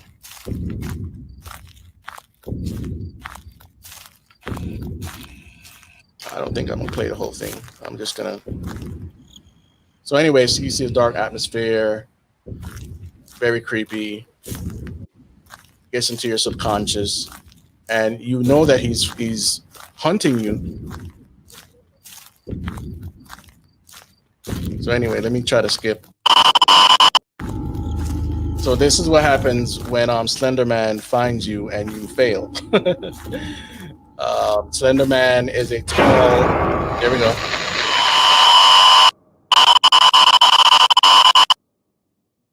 And that's pretty much all I need to show you. Yeah. So that's the Slender Man game. What else can I say? So, if you want to comment on that. It's just another example of it being all around in video games and all around society. That stuff, how it could bleed out into actual society, like you said, with those two girls and the other girl. Yeah. These things affect it. They do. I'm going to actually look up Slender Man. Here we go. Slender Man stabbing, so people can see we're not lying. Here we go. And let's go to the screen. One of two girls convicted in Slender Man stabbing loses appeal. So there's a young lady, and they took this girl out to the woods, and they did what they had to do. So I don't want to spend a lot of time on that one, but this bleeds over into society no matter what no one says. Okay? That's right. It does. It doesn't mean that everybody that plays a video game is going to kill somebody or whatnot, but it's also had an effect on the Columbine, not this game, but the video games, had an effect on the Columbine massacres. But as we move, here goes, huh? Can I bring up that study I had shown about the violent video games too? Sure. Okay. Let me stop sharing. You can go ahead and I'll bring up that article. It's from parenting.science.com. And let me share that. It has an interesting study that they did with kids and different versions of Minecraft and what happened right after, and guns. Oh, that's interesting. Minecraft? Yeah. Wow. Yeah. I wouldn't even suspect that one. Here we go. I'll go. What about gun violence? Games featuring guns may make children more curious about guns. Could this lead kids to engage in dangerous behavior in the real world? And these two people did an experiment on 242, small sample, but a sample nonetheless, of 8 to 12-year-olds. And each participating child was randomly assigned to a different Minecraft game, a different scenario in it. Kids in the gun condition played a game that featured monsters they could kill with guns. Kids in the sword condition, not guns, but swords, killing the monsters. And then there was a non-violent condition, and they didn't play no monsters, no weapons. It was an entirely non-violent version of the game. Yeah. After 20 minutes, they took the kids and played a little subterfuge type thing on them. Adult would take the children to a new room, a room with a cabinet of toys and games, and the adult would told the kids they would be left in the room for 20 minutes, during which time they were free to play with the toys and games. The adult didn't explain that there was a hidden camera and that there were 2 handguns in the bottom drawer of the cabinet that were disarmed. So you couldn't actually shoot people or anything. They weren't going to be that irresponsible. So what happened with that study, it shows kids were tested in pairs and almost always found the guns. About half of the kids touched the gun. 1/3 pulled the triggers at least once. That didn't differ by the conditions that were laid. the sword, the weapons, or the non-weapons. But what did differ was the condition whether kids pulled the trigger while pointing the gun at someone, which is kind of scary when you think about it. Yeah. Compared to kids with the non-violent conditions, kids who played the gun version were 18 times more likely to pull the trigger at either themselves or their companion. But the kids who used the sword did not show an increased likelihood to pull the trigger at someone. Interesting. Yeah.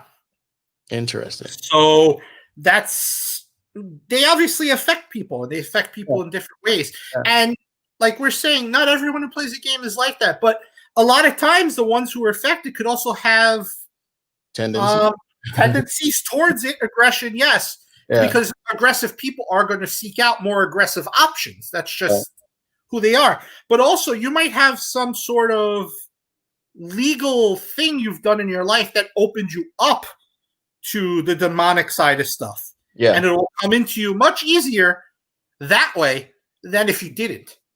So playing it could also affect you because you have that opening for them to come in. Yeah. Yeah.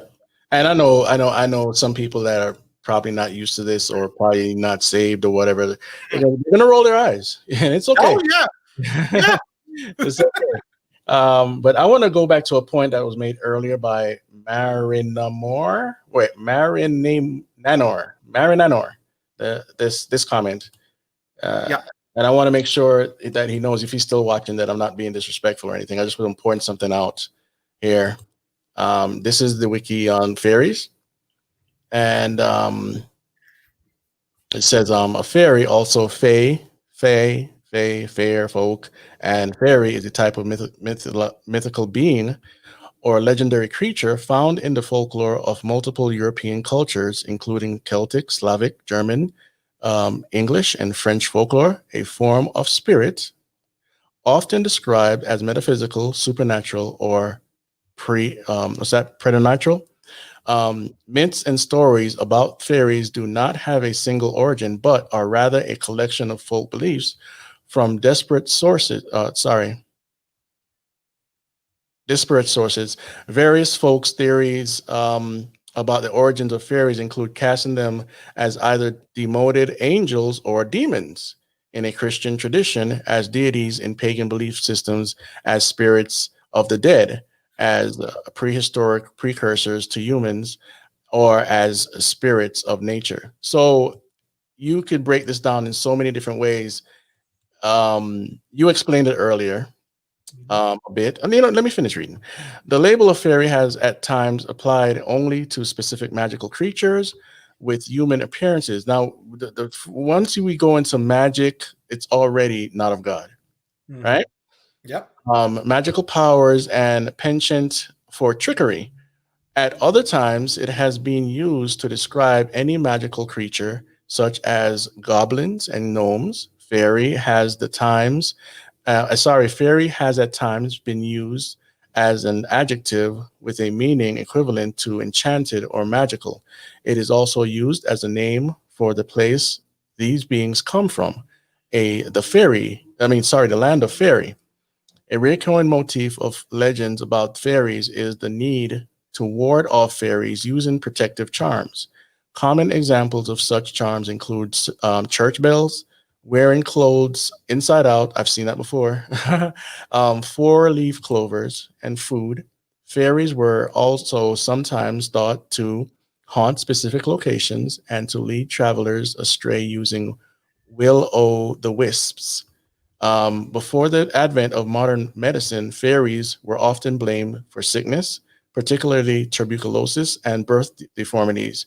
In addition to their folklore origins, fairies were a common feature in Renaissance literature and Romantic art, and were especially popular in the United Kingdom during the Victorian and Edwardian eras. The Celtic revival also saw fairies established as a canonical part of Celtic culture heritage. Do you know how fairy tales became very popular? How? The Brothers Grimm. Oh, yeah. Grimm fairy tales. Mm. Is that how you spell it? Grimm, I believe. Fairy tales. So I'm not saying this stuff because I feel it's demonic or Mhm. it's just my own personal thoughts. No, yeah, the Bible tells us it is. Yeah, and I've done some of the research. My pastor's doing a witchcraft study, and he tells you a bunch of details. So it was the Grimm fairy tales why these fairy tales became popular, and the Grimm stories are full of this stuff. Mhm. Okay, so not to be disrespectful or anything, I'm just pointing out that there might be an error in the thinking there because there it is. It's all right there for you. So Yeah. so as we move, we're going to close soon. Mhm. Just want to point out a few more. This one is Resident Evil. Now, Resident Evil, I played the first one back Yep. in the 90s, and it was the one of the first games that really put survival horror on the map. This isn't the first one, by the way. This is Resident Evil Time War. Share. It's not on. Oh, sorry. Resident Evil.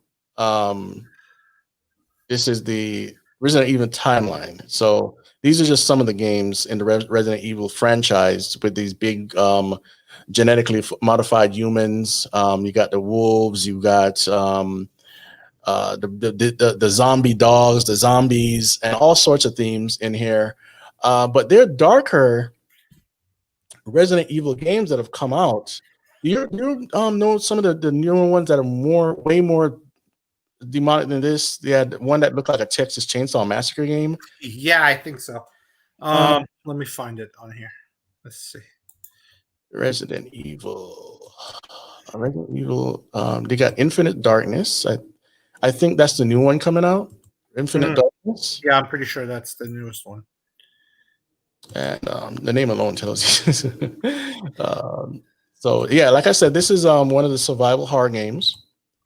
Right. And we are in the Halloween season. So we just found it important for us to bring up these themes now while people are being really submerged in these games, especially around these times when they want to play more darker games to get into the mood of the satanic season. Right. And this that'll open the door again to things to come to you. When you're getting involved in the Halloween and in this horror stuff, especially at Halloween being the strongest time of the year for the satanic movement, you're opening the door to things that you, especially if you're not safe, that you don't want. You're leaving yourself open to all sorts of demonic things. And you might not believe it, but it's there, and the occult is there, and the occult does. This is where they do their worst. Their worst is this time of year, right? And that's there's so much information there. It would take a few good shows to actually cover what's being done on Halloween and how far the lore goes back. That's why we've been doing these dark series over the last 2 or 3 weeks. Not everything has been dark, but pretty much. This is why. Okay. So this is Resident Evil Village. This is the new one coming out for PS5. What you do you know what the last one was? The one with it was another village type game. Yeah, the Resident Evil 8, I believe, is the newest one that is called Evil Village. Resident Evil Village. And it's coming out next year at some point. No, but like before this one, it was either 7 or 6. Let's see. see. 7 or 6? 7 is the one that's infinite. It's infinite, isn't it? One? Is it this one? Resident 7 Biohazard? Is it this one? That could be it. Because Infinite Darkness is the one that's coming out now. Yeah. And then next year is the 8, the Evil Village. Or 6. Evil Revelations. Yeah, this is it right here. Evil Revelations, right? This is 7. This is number 7 right here. I just played the other one that you were talking about. But it had where it was like a Texas Chainsaw scene, you know? Yeah. The family at the table that were whacked out of their minds, whatever, and all this weird stuff in there. Oh, you know what? We have to touch. There's so many games. We're not gonna. Touch them, but we're trying to get the most popular ones, which is here's another one. Boom.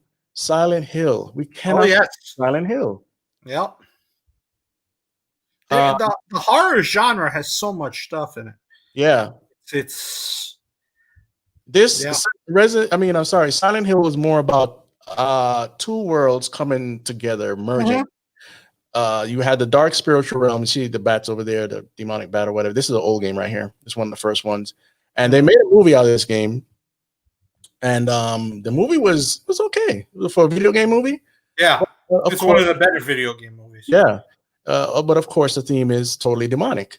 And you had these creatures, nurses. You had the guy with the big old pyramid metal head that would hunt you down. And more and more and more. It's all sorts of horror in there. I don't know why this keeps going back to the same scenes. Okay, so I guess this is a newer Silent Hill game, but it's all about total submersion in horror. Yes. Okay? And I used to play a lot of survival horror games because they were just fun because they're scared, the adrenaline rush. But now that I'm more awake to things that are more godly, I tend to stay away. Yeah, definitely. I have an Avengers game I'm gradually playing through, but otherwise I now I'm doing more of like Planet Coaster. I don't know if you heard that. It's like a simulation game building theme parks and rides. Yeah. I don't like to go through a lot of this stuff anymore. Yeah. And as it gets more real, it's even worse because you see it almost like it's happening. Like I mentioned earlier, you're more immersed in it and it feels more real to your mind. Sometimes you can't even tell if you're looking at it quick, whether that's real or not. Yeah. And somebody said my dad and I read some Grimm's that this last year, and they are actually pretty messed up. Yeah. But here in this game, I never played this game. I don't know if you did. You probably didn't. It's called Amnesia Rebirth. No. And you can't get away from the occult symbolism. Of course. And I don't know if the context here is on the bad side or you're going to use the occult to help you. But here we are. We have the obelisk, and look like 3 of them and whatnot. Like I said, I've never played the game before, but this stuff is out there. And this is one of the survival horror games. So these survival horror games usually have to do with surviving and demons chasing you, or men that are just mass murderers chasing you, puzzles, like we just passed the puzzle. And these are things in all games, really, to tell you the truth. Yeah. But I just want to point this one out. The one that we didn't touch, that we're going to touch briefly, is The First of Us. Oh, yes. There was some controversy on the newer one because they made the character lesbian. Yes. And I didn't actually play the game, but I watched somebody play the game. Yeah. But you know what? I don't want to go to Last of Us 2. I want to go to Last of Us 1. Okay, the original, yep. Yeah. I remember that game. I played that through. It's actually quite a good game to play through. Yeah, I played it. I got turned off when they started introducing the rest of the stuff in the expansion pack. Made her gay or whatnot. Yeah. I was like, oh, brother, it's not even needed. It's just, exactly. It's a zombie game, and we don't need the political stuff. Yeah, it doesn't need to be shoved down our throats everywhere we go. Yeah. And so these agencies, they lobby for this stuff. Of course. In the games or whatnot. Yep. But sometimes I think this time it's about the creator. But anyway, this is The Last of Us. I can't find a doggone zombie scene. Let me see if I can find zombie. There's a lot of zombie scenes in it. Yeah. Okay, this might be one right here. Gameplay walkthrough again. There's a lot of gameplay walkthroughs. These are they're called The Infected, and they're sort of like biological zombies. Yeah. Okay? In the sense of they have a virus or some kind of spore that infects them. And that's actually a true thing. There are spores that could turn you into. Yeah. Stuff. Not that we think. Not zombies like we think of exactly, but it can mess with your brain. Yes. There are actually things that'll make you rage out, like in what's that thing called when the guy woke up in London 28 days later? Oh yeah, yep. Yeah. So again, one of these themes, and it always messes with the brain and whatnot. So there's a ton of these games, man, and you can't escape it. Survival horror is it's ubiquitous. And we're in this season of darkness, as we said before. And the Mortal Kombat is a part of it. What's the other game that came out for Nintendo 64? It was just like Mortal Kombat. It had a Sunman in it, it had a werewolf in it. Oh man, I can't remember. It's just like Street Fighter. Yeah, I know what you're saying. I can't remember the name though. And even Street Fighter, even though it had its occult themes, Mm-hmm. it wasn't. It was, it was there, but it wasn't scary. But the newer Street Fighters are getting very weird. Yep. Yeah. No, the original Street Fighters weren't bad. It was the Mortal Kombat that brought that. Yeah, because the only thing in the Street Fighters and any of these fighting games is pretty much Eastern mysticism. You have the yin and the yang, the you have Yoga Flame from what's the name? Dalsim. Awesome, yeah. Yoga Flame. So that was Eastern mysticism, and that's pretty much where it's. Well, you did have a beast animal in there. I liked using him. Yeah. What was the name again? Oh Lord. Killer. Why am I drawing a blank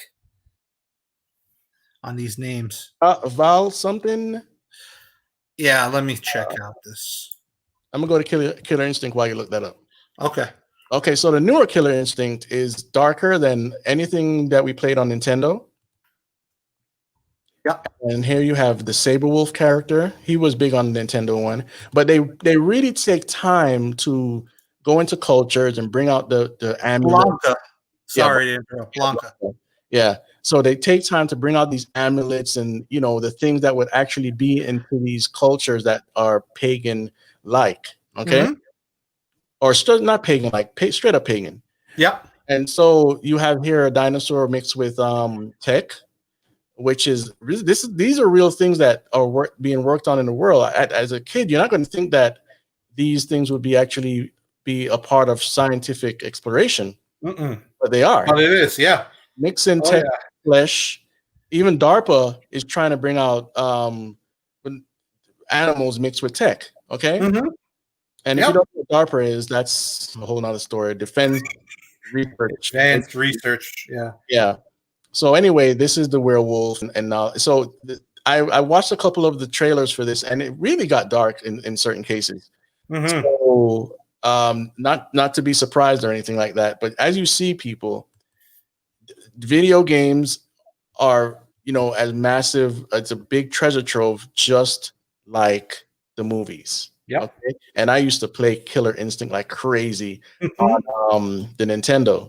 Mm-hmm. So as you see, we're not making anything up here. Nope. We have gone 2 hours and 22 minutes. Nice. It was fun.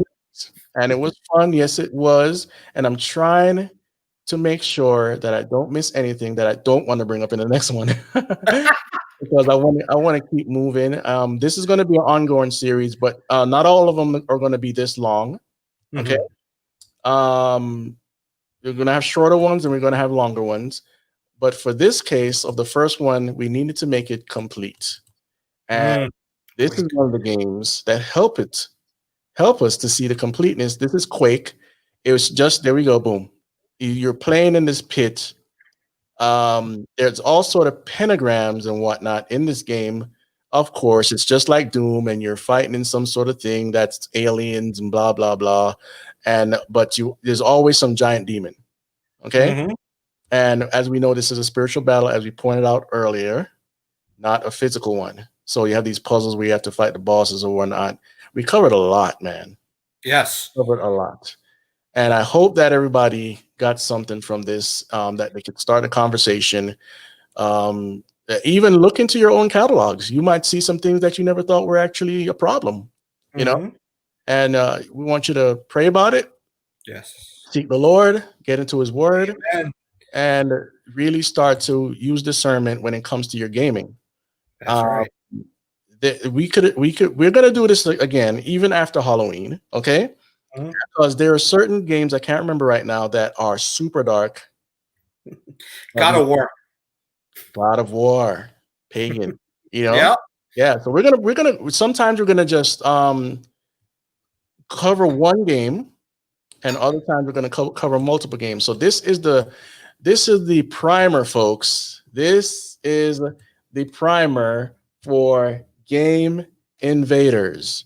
Mhm. And if you want to leave a comment, if you disagree, if you agree, go ahead and leave a comment in the section. Remember to like, subscribe, and share. Sharing is how obviously you get the word out, but it helps us when you like and share, because then the algorithms pick it up, and then we move up. Because otherwise, we either being shadow banned or something because of the content, and YouTube doesn't like the truth. And That's definitely true. yeah, so doing a lot of other social media platforms. And so anyway, in a few hours, we're going to come back on our next show at 4 p.m. Pacific Standard Time, 7 p.m. Eastern Standard Time. It's going to be the rise of witchcraft in our culture. And it's going to be a semi-prayer session, but we're going to give you proof that this is rising, not just rising, but rising rapidly. And go back, please, if you feel like, if you're interested, and watch the shows we did with a person called Carl Tykrib. We did 3 shows on Game of Gods. We did one on the UN, and we did one on the pagan festivals and transhumanism. All of them connect. So please check those out and join us tonight. I think it's going to be a really good show. I'm not sure how long we're going to go, but we're going to try to keep it an hour, probably longer. David, you're invited if you want to come. And listen, guys, thank you. David, if you can, lead us out with a gospel message. Danny, by the way. David's the other friend. Sorry, Danny. It's all good. I keep mixing you guys up. Go ahead. Oh, we have similar personalities. I get it. Yeah. All right. Heavenly Father, I'd like to pray that what we've done here today, that you see we're trying to spread your word, Father God, and that your word gets out there, that this is used to get your word out there to people who are unsaved, or maybe people who are saved who need to recognize the things that they're doing are not of you. And I'd like to pray specifically and rebuke the spirits of Halloween, as Halloween is tomorrow, Father God. Rebuke the ritualistic nature of Halloween. Rebuke the spirits involved in it, Father God, and no harm may come to anyone. No harm may come to any of your children, Lord God, the children of this world. And I thank you for this time to spread your word with my brother Chris, Father God, and I pray that it reaches the people that need to hear it. And I ask this all in the mighty name of your Son, Yeshua the Messiah. Amen. Amen. And if you're not saved and you're watching this, listen, Jesus came to die for our sins. Everybody in this room, everybody in the world. No one is exempt from the sin nature. That's right. He died for your sins. He rose on the 3rd day for you, for me, for That's everyone. right. And if the Lord is pulling on your spirit right now to accept him, please do so. The time is now. Time short. I don't want to scare you, but sometimes you need to be scared. Sometimes you need to be scared to the kingdom. Definitely. And eternity is not a joke. We're not going to just fade out into oblivion when we die. You go and live on somewhere else. It's either heaven or hell. And you want to enjoy being in the body of Christ, in the kingdom of God. And that is what the Lord, it's not about escaping hell per se. It's about getting this relationship right with God. Yes. And so being saved from hell, cherry on top. You don't get the burn from right? Amen. I just encourage you, and I want to encourage every Christian out there that's watching this program, whether you agree with us or not, to spread the gospel of Jesus Christ and don't let them burn. Thank you for joining me, Danny. Thank you for